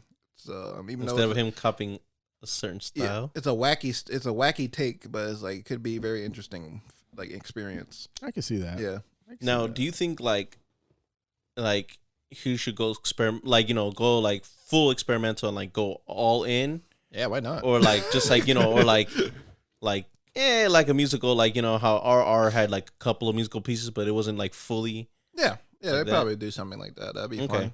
fun. Okay.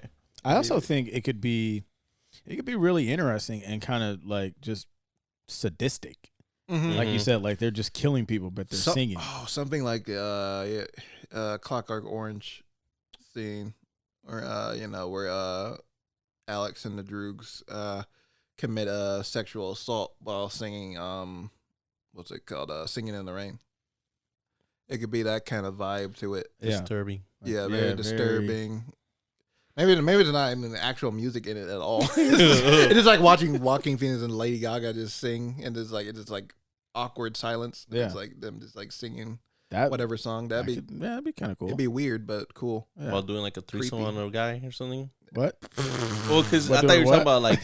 I thought you were talking What? about Wait, what? raping somebody. So that sounds like I thought you were trying to do a correlation or something. I don't know. I mean, just like that similar vibe of oh. disturbing musical where it's just kind of like it makes you uncomfortable seeing these sadistic people like sing like such a happy song. Yeah.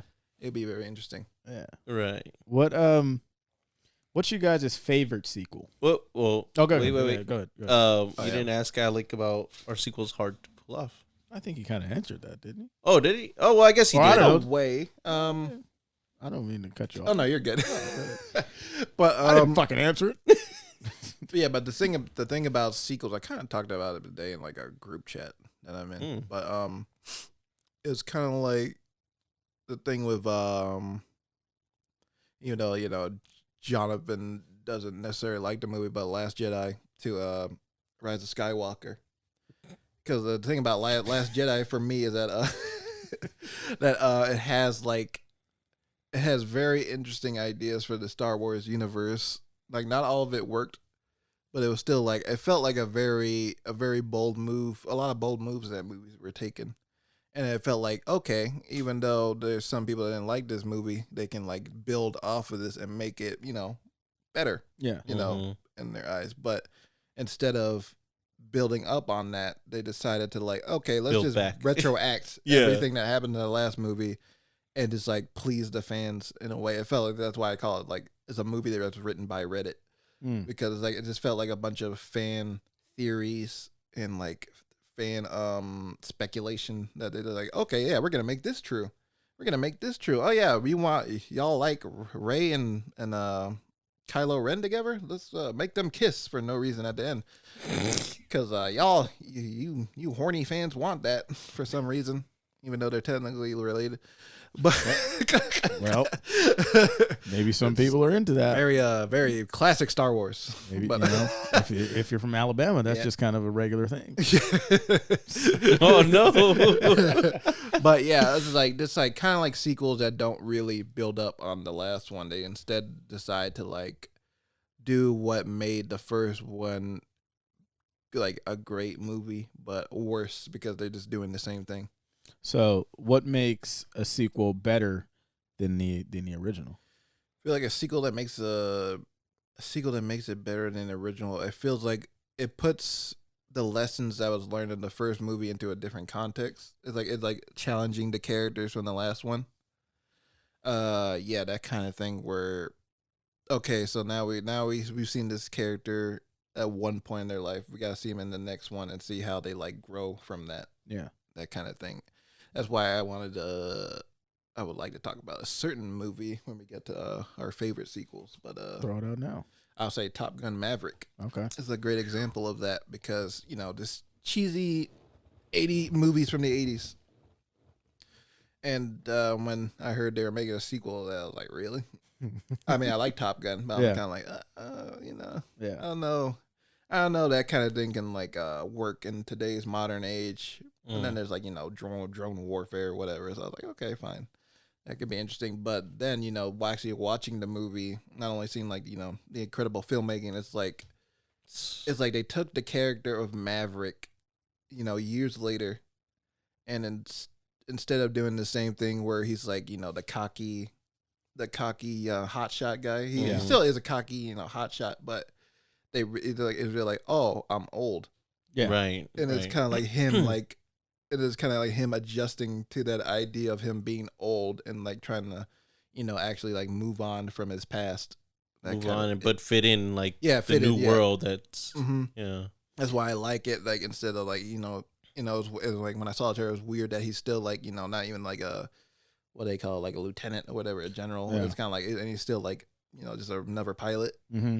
It's like, even though he's been there for like 35 years. You've been captain for 35 years. Yeah, yeah, and then like by the end of the movie, spoilers, towards the end of the movie, he becomes that 4-star, general, and or lieutenant, something like that. I thought, because I had watched the first one right before I went to go see Maverick, and so I had it like fresh in my mind.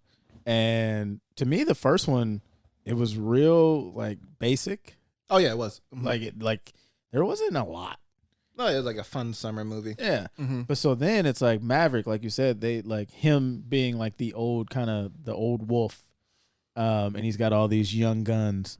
And I felt like they really kind of flushed out his character in this one, which is a little bit weird to say in a sequel because that usually happens like in the first one. Yeah. But like you actually see like how he ticks. Yeah. Like we learn about him and like we know he's great. But now he's like, but I want you guys to be great. Yeah. And I thought that was really good. And I thought it was like, there was definitely more action in that one. And it felt like, even though it was action, the story was like way better. Oh no, the stakes were definitely there. Yeah. That's what I was looking for. And then it wasn't like so much reliant on Maverick. Like he's not the cocky young fucking pilot anymore. Like he's barely even able to fly. Yeah. Like not because he can't, but because, they don't want him to and they're trying to ground him. And some of my coworkers at work was like, "Oh, I didn't like the love interest." But I'm like, "No, it kind of gives him an out. Shows him humanity, yeah. Yeah. Like cuz he knows he can't be Maverick forever. And so I think him having the love interest was like a good way for like, okay, I'm happy now. I can go do this. Yeah. I can take my little fucking plane and be happy. Oh yeah, I 100% agree with that. Yeah. And I like the relationship between him and Miles Teller's character. Yeah. That was very good because, again, me thinking like the trailers and stuff was like, oh, okay, he's still pissed off of him about his dad. But then you realize like, oh, it was because Maverick like demoted him. Yeah. Like okay, that's definitely another reason to be pissed off at him. Yeah. But because then you realize, okay, Maverick is just afraid to see him get into the same situation that his dad did. Right. And that really got to me because it's just like, okay, wow, so this is just like, so he sees himself as a father to this guy too. Yeah. And I think you hit it right on the head. Like he kind of feels responsible, and he wants to like he knows what can kind of happen. Like Mavericks probably had, he's probably had some near death fucking experiences. What's the name? Yeah. Oh yeah, for sure. And then it's like his father died in his arms, and Maverick feels like he was responsible for that. Right. And so watching it, that was like you think, oh yeah, he's trying to hold him down because he doesn't want him to die. Or their relationship, you thought mainly that was kind of the reason, but then it was like, no, it's because he, God, what was his name? It was Rooster. Rooster. Because Rooster feels like, oh, he's trying to fucking just hold me back. But like you said, like he's trying to look out for him. He sees himself as like a father figure. So more character growth that we didn't have in the first one. Exactly. Yeah. So. But yeah, I think that's what makes a good sequel is one that builds upon the first one. Yeah. Wow. In meaningful ways. Yeah. So what are some really good sequels? I know we had a list. I think Jonathan didn't have a list. I actually have it here. Oh, excuse the hell out of me. I'm sorry. Well, go ahead. let's hear. I mean, I started first last time, so one of y'all can start first. All right. So I just wrote down a couple sequels that I like. Home Alone 2, and you guys can jump in and say whatever. You can say it sucked. Back to the Future 2. Mm-hmm. And okay, let me explain why I like them. Yeah, go ahead. Home Alone 2, to me, it's the same movie, Yeah. but the hijinks are like amplified. Yeah. Like this little kid is in New York. Mm-hmm. And he's like, bring it on, fuckers. And it's like, first of all, his parents are horrible. They still didn't learn to listen. Still didn't learn their lessons. But I just like the first one, it's like he's kind of testing to see what he can do to the sticky bandits. But then the second one, he's like, I'm throwing bricks at your head. Yeah, right. I'm trying to kill you. Like we can say what we want. But Kevin was trying to kill them Oh no, yeah. and like setting them on A fire. brick to the head would have been enough. Yeah.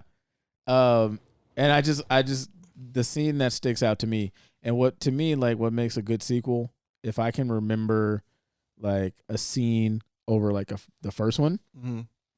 the scene where Marv, I think it's Marv, the tall one, Yeah, is he's down in the garage and he gets electrocuted.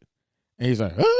And it turns to a skeleton Yeah. for like a millisecond. and that scream is like so like terrifying, Hilarious, but yeah. hilarious at the same time. So that's why I like Home Alone 2. And I like Mhm. when he goes to the hotel and they're trying to give him shit Yeah, because he's like, well, what are you doing watching me in the shower? Like they come all in his room and stuff. yeah. Back to the Future, because as a kid, I was told that 2015 we were going to have flying cars and a hoverboard, Self-lacing shoes. self-lacing shoes. We just got self-lacing shoes. Jaws 8, whatever it was. We don't have hoverboards. I don't care if you call those little rolly ones hoverboards. Those are not hoverboards. You're still rolling on the ground. Yeah. But they did predict that the Chicago Cubs would win the World Series, so I thought that was cool. Mm-hmm. But everything just looked cool, and then I'd be fucking kicking myself. We were talking about it, the pizza scene Oh yeah. where they put the pizza in the little Mhm. pizza thingy. As a kid, I want that, In like 5 seconds, it's like, all right, full pizza, hot and ready. right? Yeah. Like that to me is great. But I Mhm. also like how with Back to the Future, they go so much to the first one where it's kind of like it's kind of like they're mingled together so much. It's a very meta experience. Yeah. The Dark Knight, Mm-hmm. because I just love fucking Heath Ledger as his Joker. That's kind of self-explanatory. Incredible, yeah. Rush Hour 2, because I feel like it's almost like Top Gun 2. Rush Hour 1, it was real kind of simple, right to the point. Rush Hour 2, they got into kind of more hijinks, Mm-hmm. and we kind of got to see them really bond as a team, and like even though in the years away in the film, it felt like okay, like these two are friends now. Yeah. Like in the first one, it's like, oh, we're still working together. But now fucking what's the name's going on vacation. So I just thought that was really good. Yeah. Wayne's World 2, I just needed another sequel, so I just put Wayne's World 2. Wayne's World 2 is funny. It is. Yeah. It is. Are you ready, Jonathan? Yeah. Yeah. Okay. Phone over there. All right. So for my favorite, Watch him have like 15.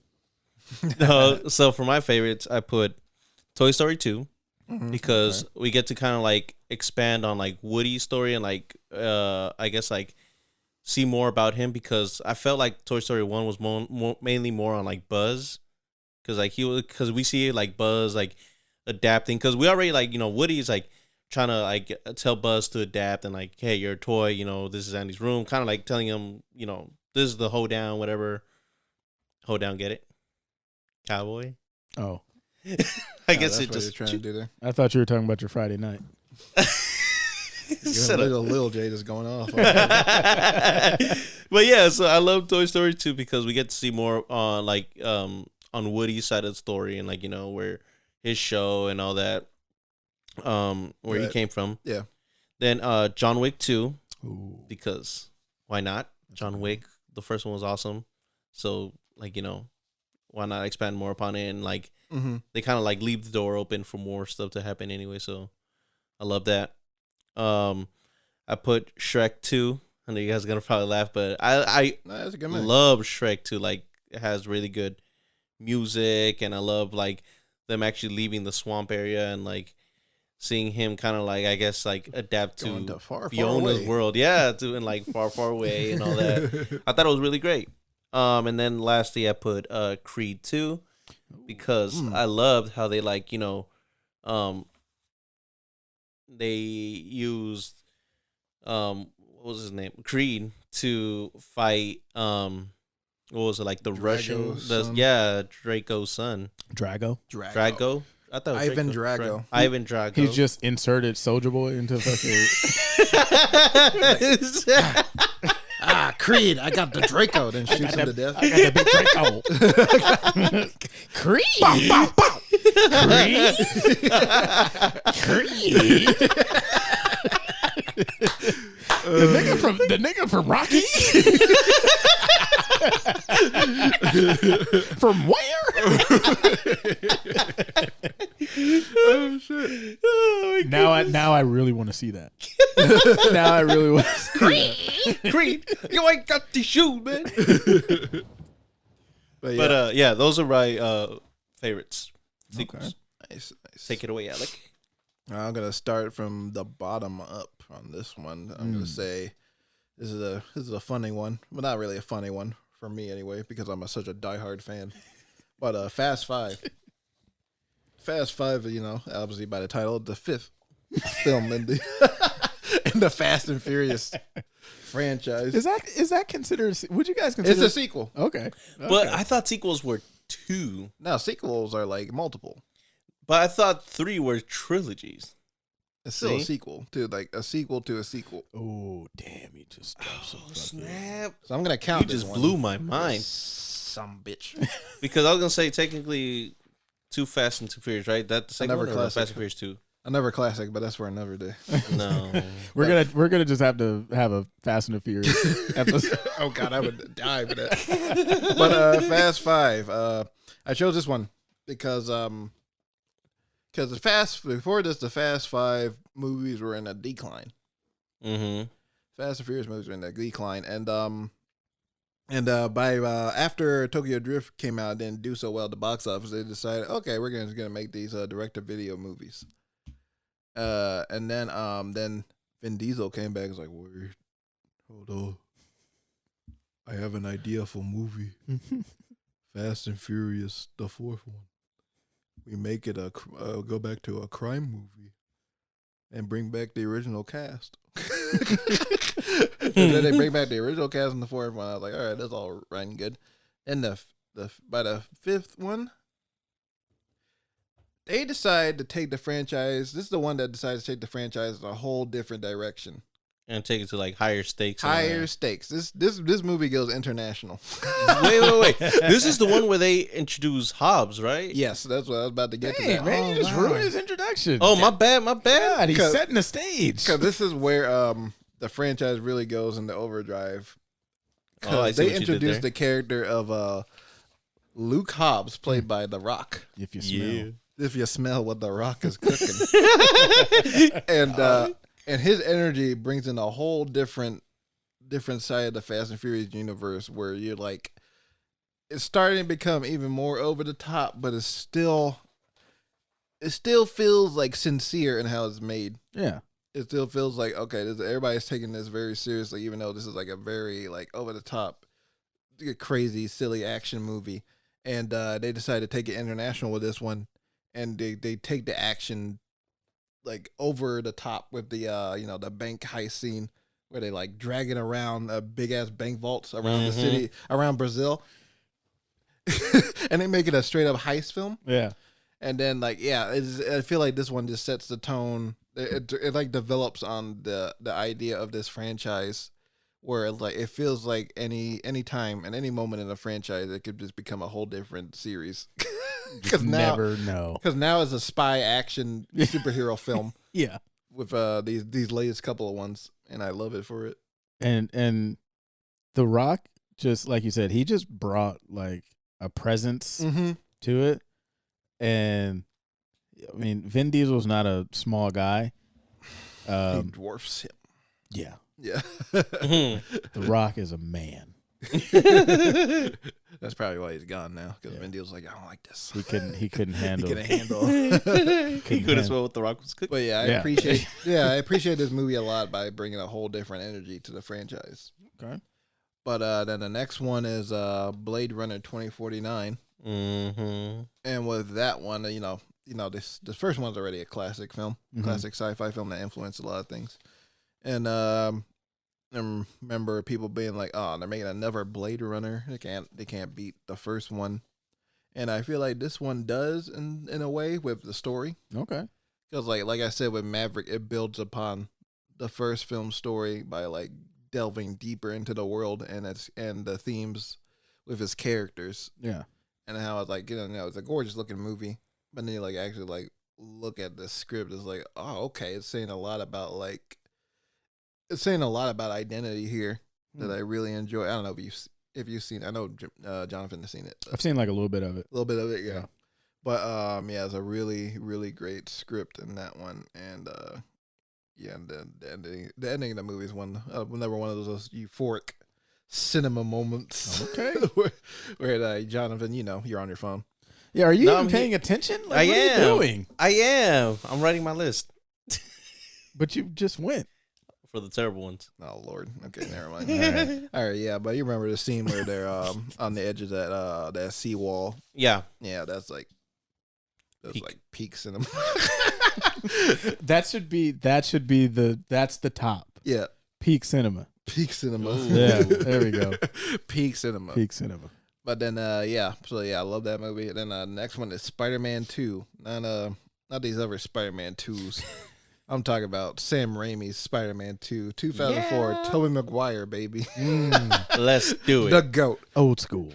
I don't care about you Holland fans and your Garfield turds. Come at me. Tobey Maguire's the real Spider-Man. As evident by No Way Home. No one can beat him. But this delves deeper into the character of Peter Parker. Yeah. With him basically like the entire movie is like Peter Parker's life sucks. But at the end of the day, he's still Spider-Man and he's gonna protect people. Even if that means like keeping him away from the people he loves. Yeah. And that's and it's even more relatable nowadays seeing it. Me being older and every now and then being broke. Every now and then being broke. Every now and then. And then struggling with college education. Yeah. I'm just like, I feel you, Peter, in this movie. Like, all right. I don't got the powers. Yeah. But we're there. But yeah, it delves deeper into the main character because you would think it would just be like, oh, you just seeing Spider-Man do more action. I can't even remember. There's probably like less action scenes in this movie. I feel like compared to the first one. I'm not sure. It might be the same amount. Yeah. But it's very much a character study about Spider-Man and his relationship with his the people around him. And of course, it has one of the greatest scenes in any superhero movie with Doc Ock's hospital sequence with where he attacks the doctors. Remember that? Where his tentacles awaken for the Yeah. first time. Yeah. I'd have to go back and watch it. Very much like Evil Dead. Very much a horror scene, and I love that one. But then this is kind of more of a, I guess, basic, but it's a great movie. Classic, The Godfather 2. It's basic. The people like, oh, you're so basic. The Godfather 2. You fucking film student. But Godfather 2 is I'll probably say it's the greatest sequel of all time. Oh, Because it just goes back to the first one. Okay, what did we do there? And then we're gonna extend that out. yeah. And I like how I think this is technically the first ever Hollywood sequel. I feel like it might be, or at least one of the earlier ones. I know it's like the first sequel to win Best Picture. That's Yep. for sure. Yep. But basically in this one, they decided to tell the story of Michael Corleone, Al Pacino's character, and then his father, Don Corleone, this time played by Robert De Niro, and they do parallels between their stories. And have, Don Corleone's being in the past because he's a younger man. Yep. And then Al Pacino's character Michael being in the future, and continuing the storyline from the first one. And they parallel them because his father's rising, and then like even though Michael is not falling in terms of his the mafia, his business, his personal life is just crumbling right before his very eyes because of like a lot of the evil thing that he does, because he's basically becoming something he didn't want to be, something that his father didn't want him to be. Yeah. And it's beautifully told with those parallels. So Godfather 2. Great list. Sequels not so good. So we said our favorites. Jonathan, do you have your list? Because you've been over there tapping away. I do actually. Yeah. Right, I do have my list. Let's see what you got. For Godfather 2. For terrible sequels, I love this movie. I have Thor 2, Dark World, I think it's called, right? Mm-hmm. Thor 2, Dark World. That one just did not do it for me. For the reason being, it was boring as hell. It was hard to follow. If I'm were to, and I think we did rate it, I think you did. Last one, yeah. Thor movies. I prefer Thor 1 better because the story was better. And then Thor 2, in the trailers, they made it look so awesome and all that, whatever. Yeah. And then when I went to watch it, I was like, this is boring as hell. I don't want to watch this. I don't want to watch this anymore. Oh, shit.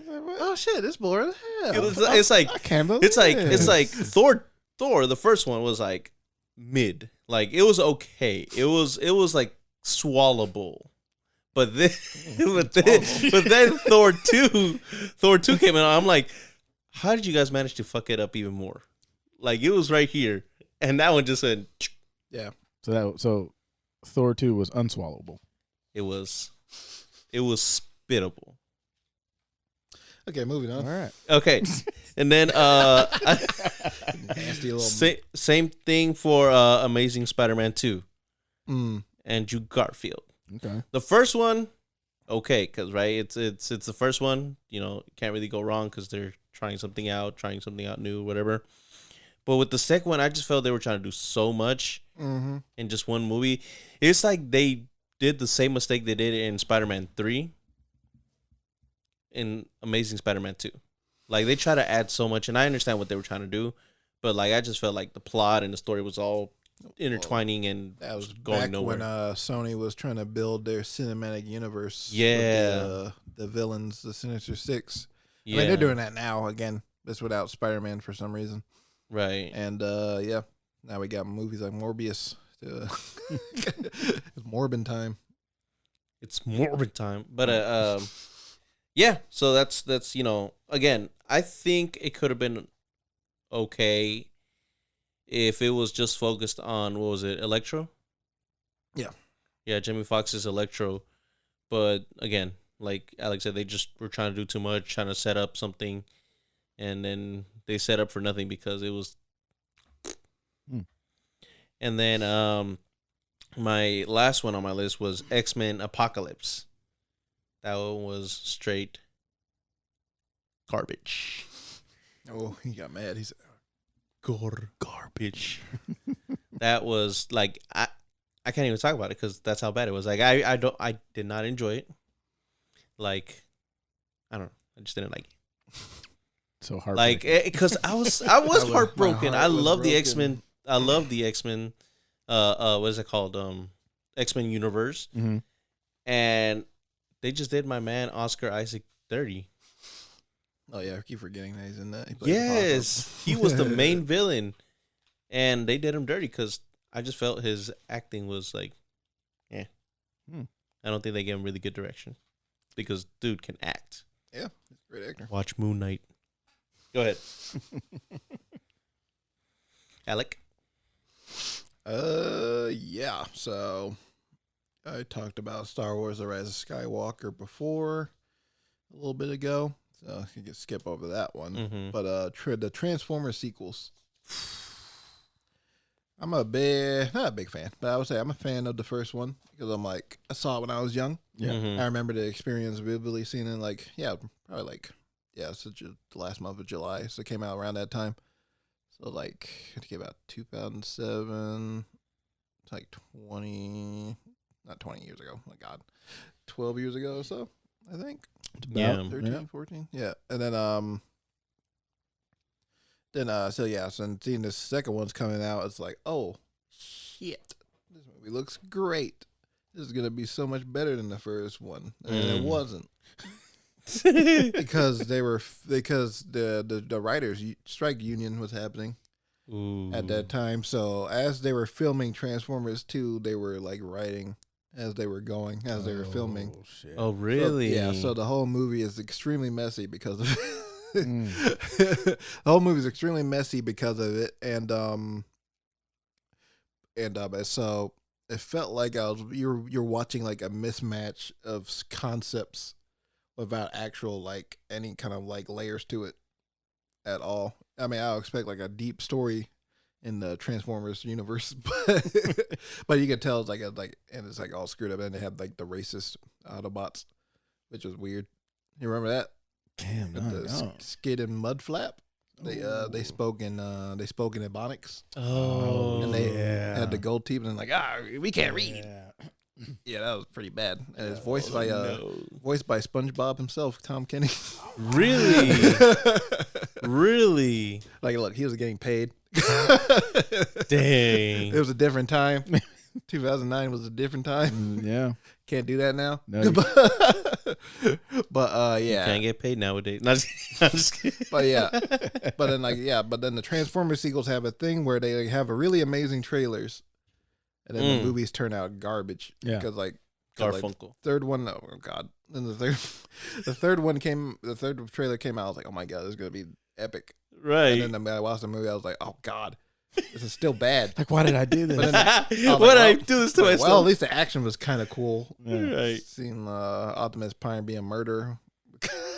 That's always the thing with Michael Bay movies, though. Just always expect a bunch of like action and explosions. Yeah, just like head empty. Just go in. Don't expect anything. Then the fourth one came out. This one had no. Is that one with like the Dark Moon or something like that? Or third one Dark was Side Dark of of the the Moon. Wasn't John Cena in one of them? Bumblebee. Yeah, Oh, okay, Bumblebee, yeah. the last one. But then the fourth one came out. I was pretty much checked out at this point. I was like, I can't believe anything. oh no, they wait, the say. fourth one is Mark Wahlberg. Mark Wahlberg, the inventor. I'm an I'm inventor. I'm an inventor from Texas, and I'm Jack. And and then they focus on Mark Wahlberg on this one, and it seems like it's gonna be different. It's not. It's the same thing we've seen before. It's with Mark Wahlberg holding a gun sword. Yeah, a literal gun sword. And then the fifth one came out, and now they're going back to King Arthur. God, they made 5 of these things. And they made 5 of them, and technically 6. They're coming out with another one right now. Oh gosh, but does the Bumblebee count or not? It does, yeah. Oh wow. But they're coming out. So technically, we will have 7 of these movies by next year. It's too many. Do they all still kind of correlate, or no? I mean, Bumblebee was kind of a reboot, Okay, I thought so. but like they still kind of like had similar things. But it's more closer to the cartoon than the movies were. But yeah, the 5th one came out. They were like doing things where it's like connected to King Arthur. Yeah, and then you have a whole scene dedicated. The whole opening scene is dedicated to King Arthur and his knights fighting alongside the Autobots. And then you find out later on in the movie that the Autobots. Oh, they always say like, oh yeah, the Autobots were never on this planet. Well, actually, they were here during the Egyptian pyramids. Right. So like, well, actually, they were on the moon the entire time. Well, actually, they've been here since the beginning of time with dinosaurs. Yeah, it's like they here every They time. always Yeah. retroacted that. Yeah. But like you find out that they have done a lot of things in big historic moments on the earth. Like they're part of the Underground Railroad, and It's like fucking Forrest Gump. yeah, basically, yeah, like they fought alongside Harriet Tubman against racism. Oh They gosh. they dead ass show Harriet Tubman, No. like a picture of her. They, This like, is in 5. This is 5. Yeah. 5 is called The Last Night, and they show like Harriet Tubman, and they show like Abraham Lincoln. God. They fight the Nazis in World War II. Okay, I need to watch that because Yeah, this. I'm it's, like, it's with an my insane movie, but it's jaw also a dropped. headache because like, God, it's like then like Michael Bay does this thing where like he switches aspect ratios like constantly. Mm-hmm. They film some shots in IMAX and some shots with regular like I don't know Arri camera or something. Yeah. It's like which is fine, but it's like it happens like constantly. You'll see it. It'll switch like every like 5 seconds. Like it's Okay. bad. And and Anthony Hopkins is coming up in it. Anthony Hopkins in the movie because Oh, wow. because like is Mark going- Wahlberg, you're a descendant of King Arthur. What is going Oh, so they on? continue with Mark Wahlberg. Yeah, they do. Mark Wahlberg comes back for this because they're like, yeah, he should be he'll be great for this franchise. He'll be the why new not? Shia. And then by the end of the movie, you want me to spoil it for you? This is the big Mark Wahlberg is a descendant of King Arthur, I believe. And he has like a MacGuffin. He holds it and then he swings his and then an Autobot, not an Autobot, like I don't know. Decepticon? Decepticon Knight thing is like about to kill Optimus. And then Mark Wahlberg in slow motion. No! And then he grabs the thing, and then it turns into a big ass sword. So like, Wait. Mark Wahlberg holding like a goddamn anime, like Final Fantasy sword. I was just gonna say Final Fantasy sword. Yeah. He's turned into Cloud. And Oh then- wow! It turns into Cloud from Final Fantasy, and then he blocks the big ass Transformer's sword like with his. Like he has the strength to hold against a Yeah. Transformer. A whole And ass by that Transformer. point, I damn near got up from my seat. And I was like, I am done. Like, I'm out of here. Give me my He's like, money I could back. only withstand so much. He's like, I was okay with Mark Wahlberg being a descendant from King Arthur, but this shit. And I could feel the energy in the theater being like, this is not Transformers. Well, it's transforming Mark Wahlberg. But yeah, they're now in a better direction with Bumblebee and stuff. And that was a better movie than the last couple ones. And then they're coming out with a new one, directed by I think the director of Creed 2. Oh wow! Yeah, Okay. so like I'm Yeah, give somebody else a try. I'm always gonna support. I'm always gonna support brothers making big movies. So I'm like, all right, That's what we trying to do. yeah, yeah. I'm always gonna support them. But this Transformers sequels and the other one was Son of the Mask, the sequel to The Mask. Jim Carrey's The Mask, and if y'all remember this movie, Mm-hmm. The Mask, yeah. yeah, The Too Mask. well. I yeah. have the DVD or had the DVD. Great movie, great comedy. Yeah. Great dark comedy of Jim Carrey doing like I'll probably say his best. I want to say that's his best comedic performance. Like it's probably his second best. Next to I really like him in Liar Liar. Oh, That's probably my favorite like performance by him. okay. I feel like he's playing like a great normal, a normal guy, and then like he does like wacky shit Yeah. as the movie goes on. It's kind of like interesting, but in Son of the Mask, this is during the time when Jim Carrey refused to do sequels, and they decided, well, who's a better follow up to Jim Carrey than Jamie Kennedy? Oh no! I mean, I enjoy Jamie Kennedy, but I don't think I would like to see him as the star of The Mask. I mean, I enjoy him in Malibu's Most Wanted. He's playing B Rabbit. That's probably about Was that it. his name, B Rabbit, or was that 8 Mile? That was a. Yeah, 8 Mile. He was playing something with B. In that But movie. it was something like that. B Rad, Yeah. wasn't it? Yeah. It was like his name was Brad, but it's B Rad. But B Rad, and and so the Mask, he plays the main character, and as the movie implies, he has a baby in the movie, Mm-hmm. and the mask, I forget how the mask gets attached to him somehow, but like he has the mask on. Jamie Kennedy has the mask on while he's at a party or something. After the party, he comes back home and has sex with his wife while he still has the mask on. So technically he has a mask sperm. Oh. Yeah. And so it's a literal mutant child, Yeah. but a literal son of the Mask. And the rest of the movie just focuses on a Looney Tunes baby is doing all kinds of weird like Bugs Bunny shit. Yeah. throughout- Bugs Bunny shit. Yeah, I've only seen it once. Oh, okay. We had to make time to watch it one day. Oh, God. Oh. You see the disaster. That, God. yeah, it's really bad. I do remember seeing this in theaters. If you recommend theaters? that I movie, do remember seeing it. Like, yeah. I saw it on DVD. Yeah, I saw it in theaters. I remember my parents took me. I'm pretty sure they regretted it, but yeah. He's like, I'm so sorry, son. He's I mean, like, they're probably like, "Oh, the mask," and then it turned out trash. And I remember it being a really expensive. I think it cost like $100 million or something to make, or something like well, that. because of all the Looney All Tune the crap. CGI, All the all the Looney Tunes CGI, and crap. like and the set designs were crazy in that movie. I remember, but yeah, just like. It feels like one of those sequel ideas that should have just like stayed in the archives. Yeah. It's like just don't make a sequel to that if you Yeah. don't get Jim Carrey back. Definitely didn't need it. But yeah, then the last one is Wonder Woman 84. And this is a more recent one that came out I think 2020.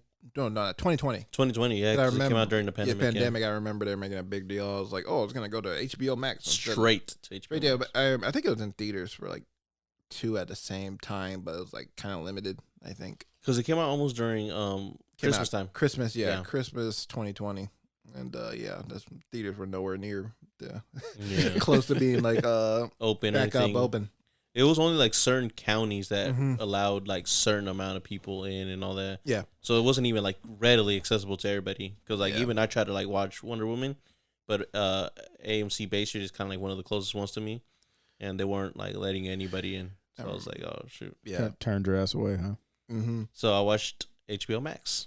Yeah, I remember when me and some friends we wanted to watch Tenet, and that was back when the COVID was really strong. It was Yeah.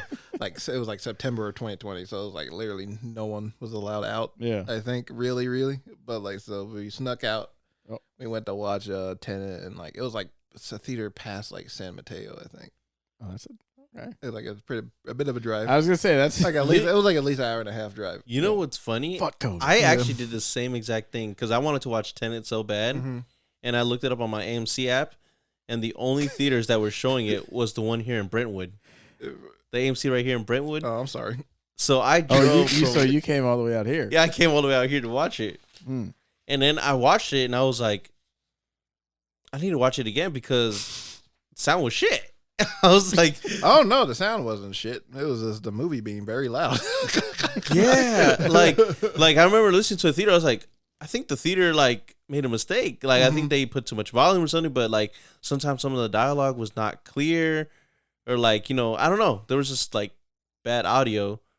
And then when we watched it again on like did it go on like streaming service as well or something like that? Eventually, It went to HBO Max eventually. so yeah, we watched it again on HBO Max, and still again it was hard to like hear certain things or certain parts.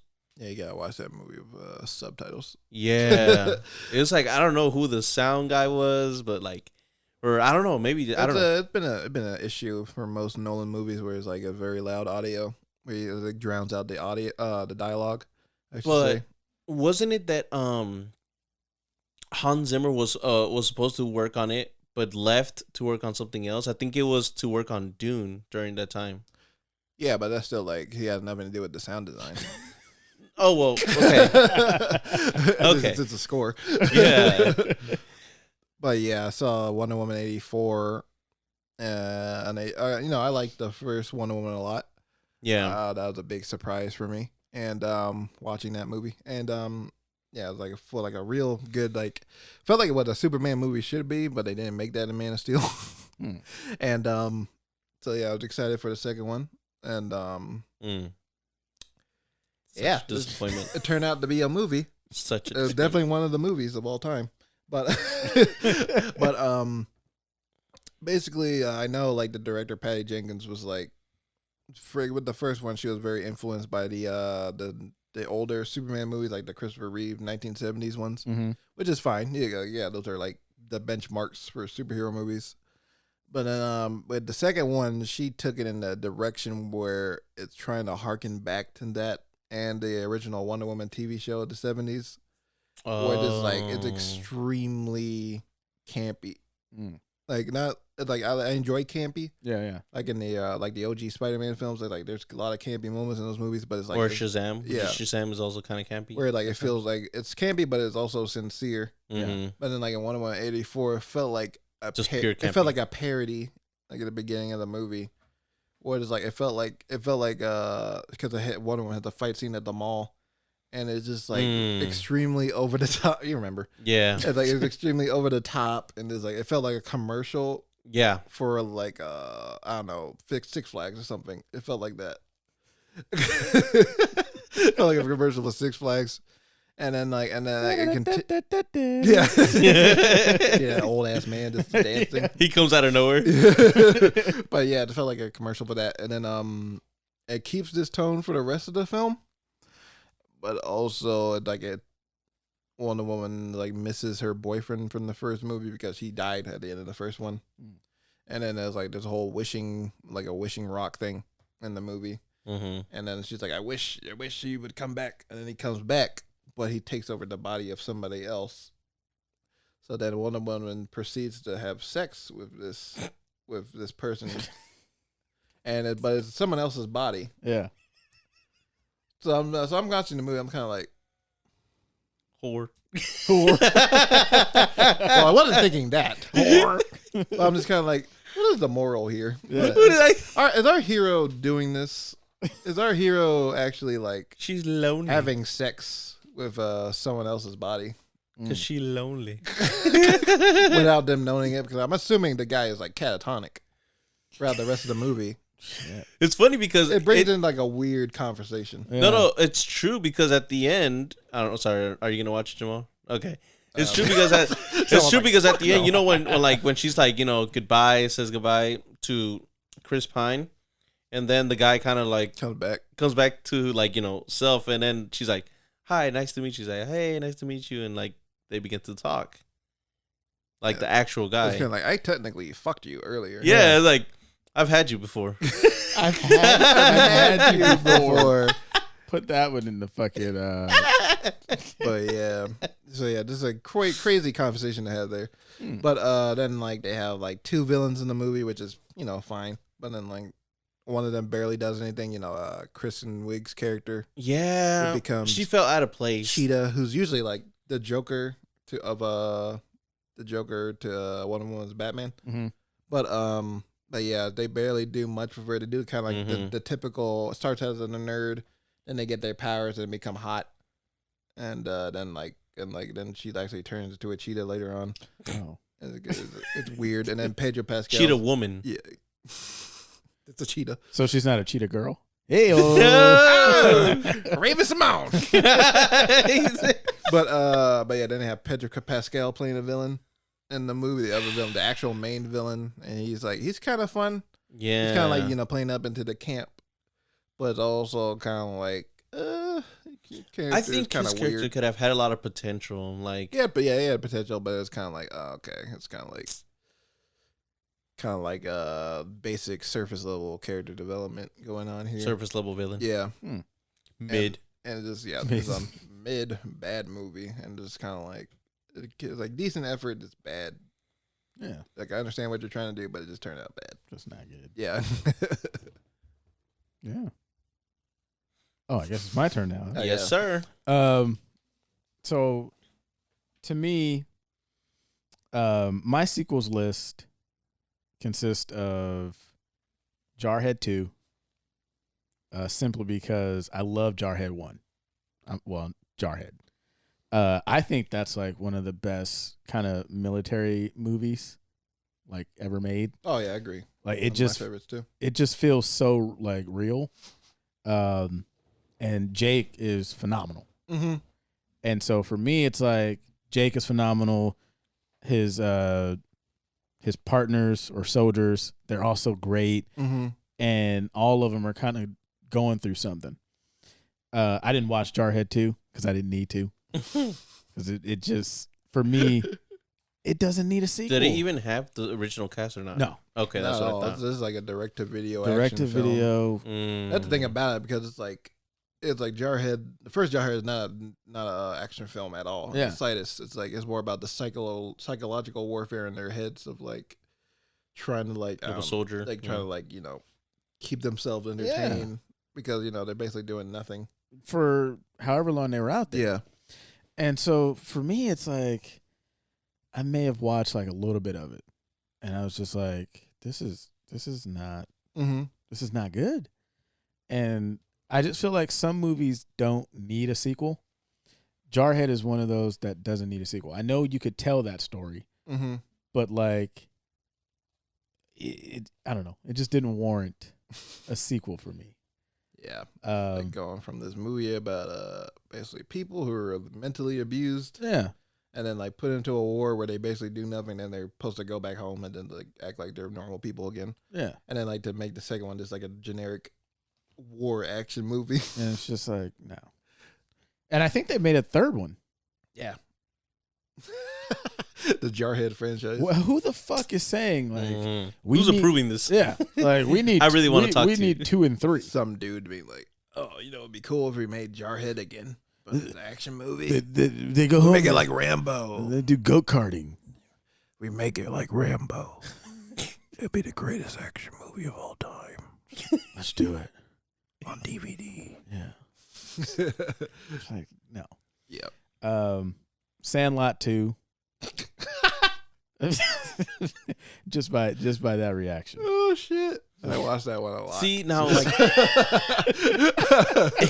I watched that and said the first and a lot back to back sometimes. Oh god. Sandlot 2 is bad. Huh? but like Sandlot 2 is bad. It's horrible. Yeah. I was gonna say, but that's the thing. Certain movies I feel are like a one and done deal. They don't need to have sequels. Yeah. But yeah. I just noticed like the Jarhead 2 and Sandlot 2, they're both like direct to video. Yeah. Because I feel like, Oh, wow. Because I feel like instead of like, I feel like I feel like studios that feel like they like have like these IP titles Mm-hmm. and they're kind of like just sitting there and they're kind of like, well, we have that title. What should we do with that one? Yeah. Like, we can make a sequel for The Low. Just like put Now- it on DVD. It's got a fan base. Maybe some people will be interested in see it, buy it off from Walmart. Now, do you think In the those little like? in the little circle bin. Yeah. the Oh little my circle bins. goodness. Not even Circle on the bins. rack. The $5 bins. Yeah, that you right in front of the checkout. Exactly. Yeah. Do you think the direct to Direct to video. video movies are like super low budgeted?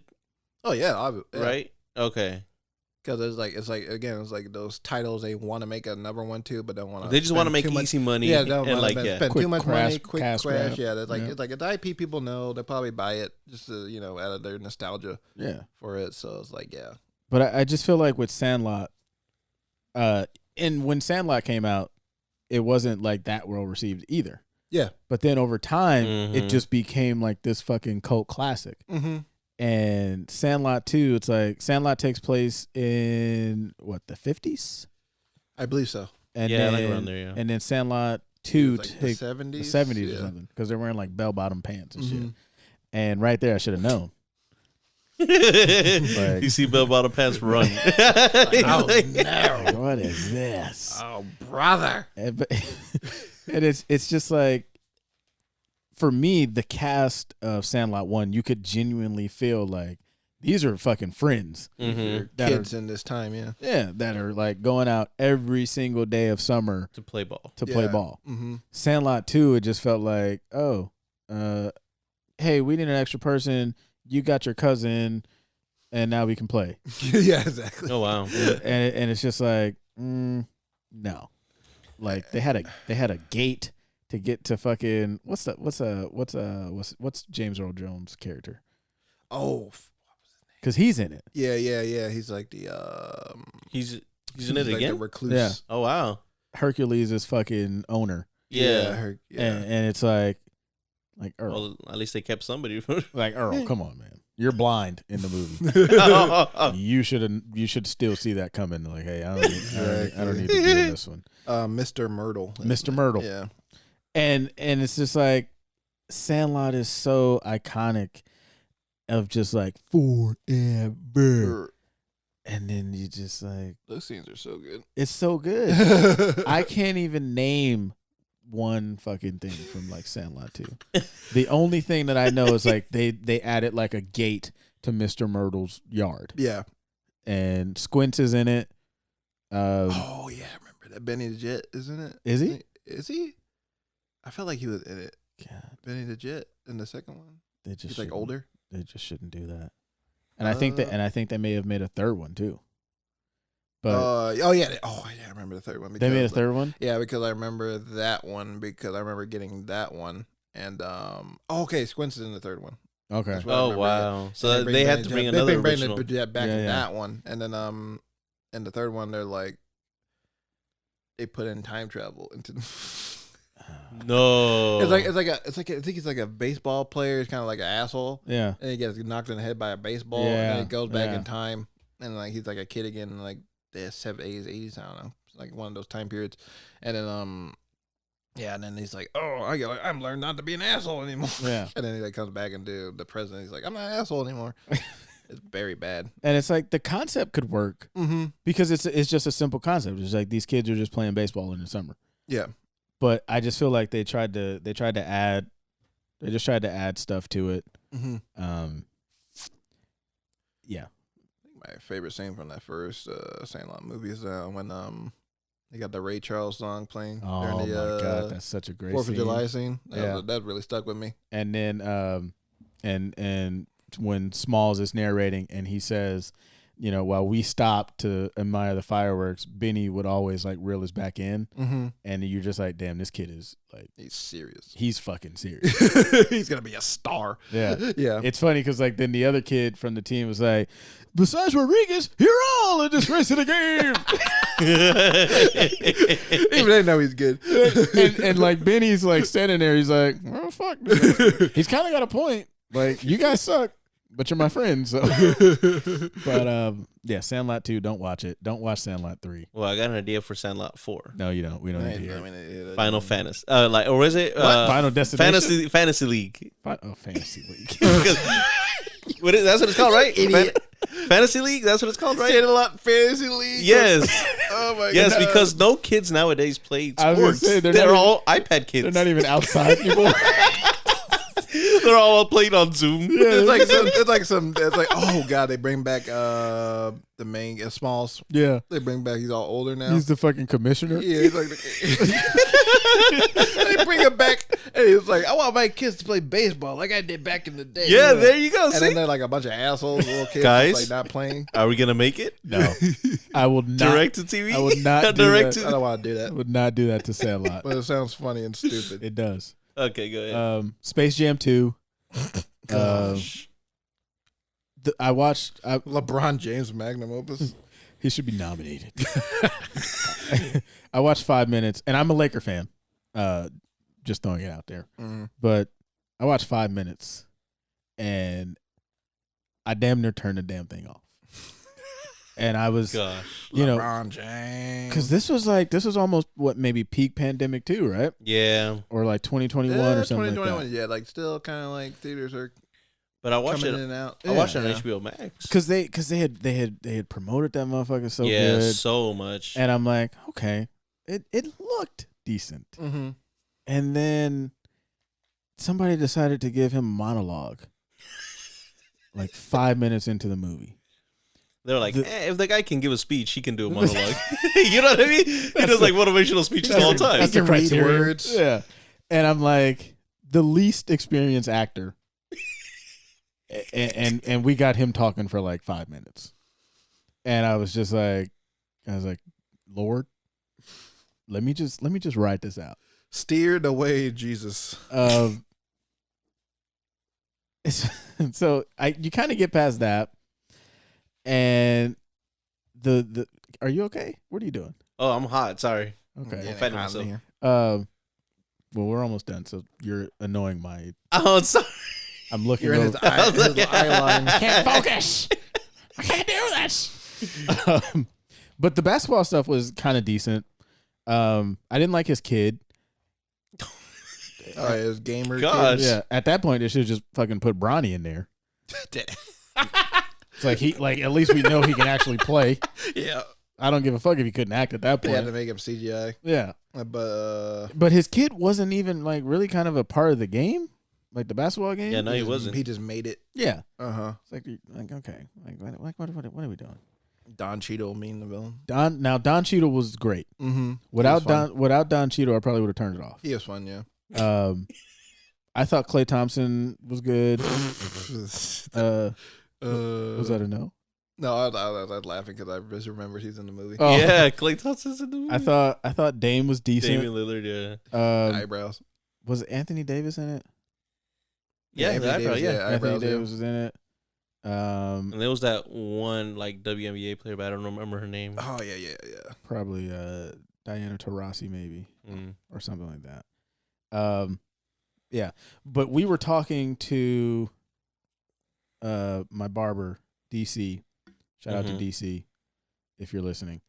And he worked on it. Oh wow! And I don't know. Did he tell us I don't remember that like they were rewriting it, or they changed like the directors, or was that the Matrix? Yeah, they did change the director. I remember Okay, that. yeah, okay, so that's what it was. That Then must yeah, be we true. just talk about. So maybe that, because I feel like it had potential, and I understand what they were going for. Like nowadays, kids are just on tablets and Yeah. iPhones and shit, so you kind of have to make it like that. It'd have been interesting. But I that's a no for me. But I also think they did it in that form to kind of like, hey, Warner Brothers, you know what I mean? Because they had The like whole thing's an Looney ad for Tunes, they had HBO like Max. Yeah, pretty much. yeah, Pretty much. Here's what you can watch on HBO Max right now. yeah, because they had like a bunch of like, what is it like Movies, movie like references? Mad and all Max that. Fury Road, and Yeah. like Batman versus Superman. It just felt like if they would have just focused more on just like the game, Mm-hmm. I think it could have been a lot better. And then that game, they're playing a game. You see characters from other movies. Yeah. And they're like, I remember they removed a scene with Pepe Le Pew, Oh wow. and because I guess they had a scene where he basically it's basically like kind of making fun of him, being like sexual assault is bad. Hmm. Because you know that's Pepe Le Pew. He's like Yeah. trying to mac on this girl without her consent. All the time. Yeah. But then Warner Bros. Like, oh, we need to remove that scene because it'll make people uncomfortable. Oh, you should have removed the whole movie. They should have removed the whole movie. But, That made me uncomfortable. Didn't But they yeah. also like desexify Lola Bunny? I don't give a shit about that. Like, don't you I'm remember? not a that? goddamn furry, Jonathan. I don't care. No. But that was like a big But he thing I cares. saw on the news. Oh, They yeah, were the like, furries are upset. He cares. no, God damn it! I want Lola Bunny. I want her to have big old cheeks. Make them bounce. But yeah, they removed Pepe Le Pew, and then but they kept in the Droogs from Clockwork Orange for some reason, and in the middle of the audience Yeah. when they were playing the game. So I was like, wait, so you took out a sexual assaulters, but kept sexual You took out assaulters in the sexual movie. I was like, all right. Okay, now quick question. What did you guys think of the biggest joke in there when they brought Michael Jordan back into the movie? I thought you were talking about a big chunk. He said Big Chunga? Big Chunga was in the movie? You remember that? No. Hold up, pull it up. So Jamal, Big- pull it up because I don't remember. But Jamal, what do you think about Well, the Michael Jordan joke? yeah, you knew that was coming. You saw it a mile away, huh? Yeah, you knew that was coming. It probably would have been a little bit funny if it actually was Michael, and he just started talking shit about LeBron, That'd been hilarious. and just like, oh, Oh. you couldn't handle me. But yeah, them doing them. You're like- B. Jordan's joke Yeah. was fine. Yeah, Yeah. but you know, But No, yeah, I think Michael Jordan should have came out and like you said, like probably like I'm playing with you. You got this probably on your did. own, like or whatever. I Like bet I they- did this on my time. No, this is your time. I or bet whatever, they you know. asked him to make a cameo, but he probably refused. they Because definitely it's like, asked him. fuck that. He's like, I'm not gonna share Going the back. string with him. But yeah, here's a big chungus. Okay.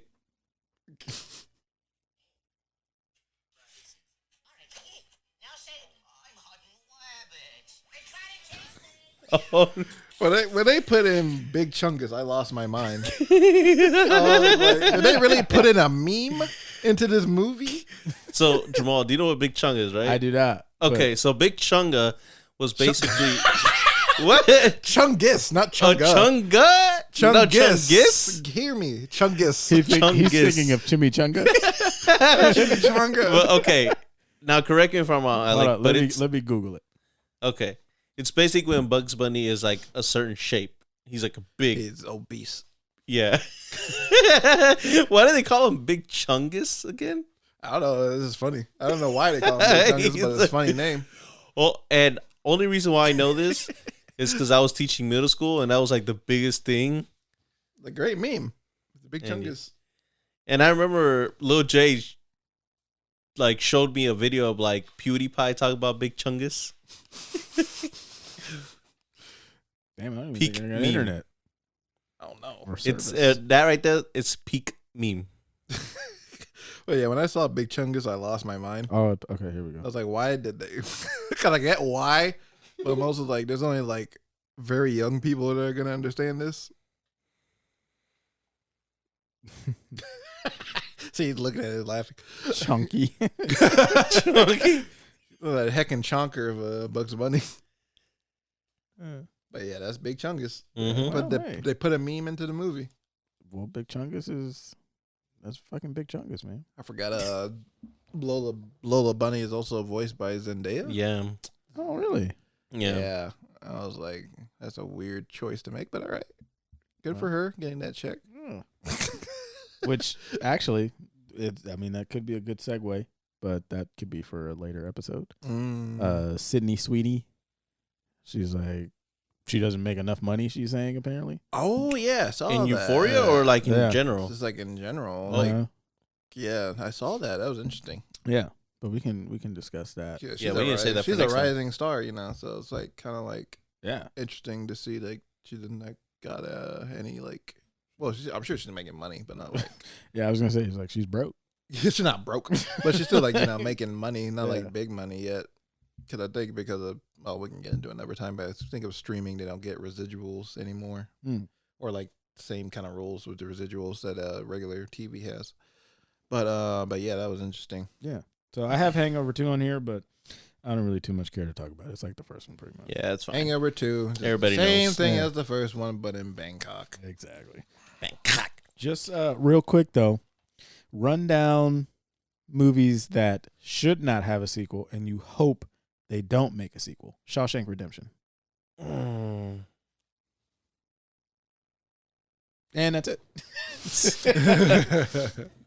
I can't think of any Okay. at the moment. We do not need a sequel to RRR You don't. or a 100%. or a remake. You don't need. You don't need RRRR. 6 R's. But no, I believe we do not need a sequel or remake because I know like America likes to remake foreign movies Yeah. for some reason. They're making their own, so I would not like that. All right. And it's another sequel that I wouldn't like to see. Breakfast Club. There you go. I was gonna say yeah. that. No, Yeah, you we weren't. don't need. No, you aren't. No, because I was like thinking, like, and I was just gonna say that because I've watched it recently. So White Man Can't Jump. Oh, they're remaking that. Though. I know, sadly, with Jack Harlow. And, hey, are you but- serious? They're coming yeah. out. What's popping? What's popping? I like Jack, but I don't know about that. It's gonna be the fly white boy.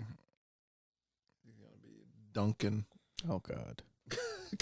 Oh God. Fly white boy Duncan and getting all these girls with his basketball skills. I don't even know if Jack can really play though. Seen him in a commercial. He was playing basketball, but I don't know. Yeah. I guess we'll have to see. Yeah, and then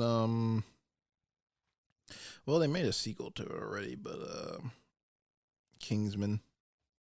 They kind of disappointed in those follow ups recently, and God, I can't think of a movie because I know I can think of a movie, but I can't at the moment. Yeah, it's tough. Yeah. Jonathan, cut this part out. All right, and skip to this part. But yeah. So that's the sequels. What we like, what we don't like. Should they make them? Should they not make them? Are they tough? Maybe we'll revisit this. One day when we talk about another sequel, because Hollywood loves sequels. They will never die. But Jonathan, Yes, you have been chosen to choose the movie. I have, and the movie that I have chosen is called Deep Water. I believe it's called Deep Water, but it stars Ana de Armas, which we talked about earlier, who's a star in Blonde, and Ben Affleck. And where can we watch this? It Hulu? is on Hulu, sirs. So you guys don't have to pay out of pocket. unless Watch it. you don't have Hulu. But yes, it's pretty good. I mean, if we I wanna didn't, hear we would your- just use your login. Okay, yeah. So the login is get your own damn Hulu account. Okay. Fuck you then. But yeah, Deep no, I water. would, Okay. Watch deep that. water. All right. I've been wanting to watch. I think it's on my watch list, but I never got around to it. So give me an excuse to watch it. There you go. Yeah, And if you don't like it, it's not my fault. it is your fault. You chose it. No, I'm just kidding. No. Yeah, I want to hear you guys' opinions. So yeah. Okay. And then next week, Mm-hmm. I guess we can finally pick a show to watch. Maybe we can do that actually on the show. We can kind of go through like a list of stuff. Yeah, maybe now. Yeah. That'd be fun. Do a little exercise like that. Let's do it. We bought a game, Yeah. Pitch Storm. I don't know if you guys want to dive into that next week or next episode. Yeah. We can try. Yeah. Okay. Yeah. Well, there you go, people. Next week, we're gonna pick a show to watch together. We're gonna call this the binge season. Mm. So we're gonna all something that we haven't watched. We're gonna watch it all together, and we'll start breaking it down and giving our thoughts on it. Right. And Play a game. we're gonna play a game, Pitch Storm. It's gonna be lots of fun, y'all. We'll explain that, Tune in. and then maybe we might talk about Stranger Things. About time. Talk about that in the future of Stranger Things. That'd be Ooh. fun. Okay. Well, there you have it. So, ladies and gentlemen, gentlemen. boys and girls, children around the world, thank you for listening to us, and to Cinema, we love you. Love you. Bye. Bye-bye.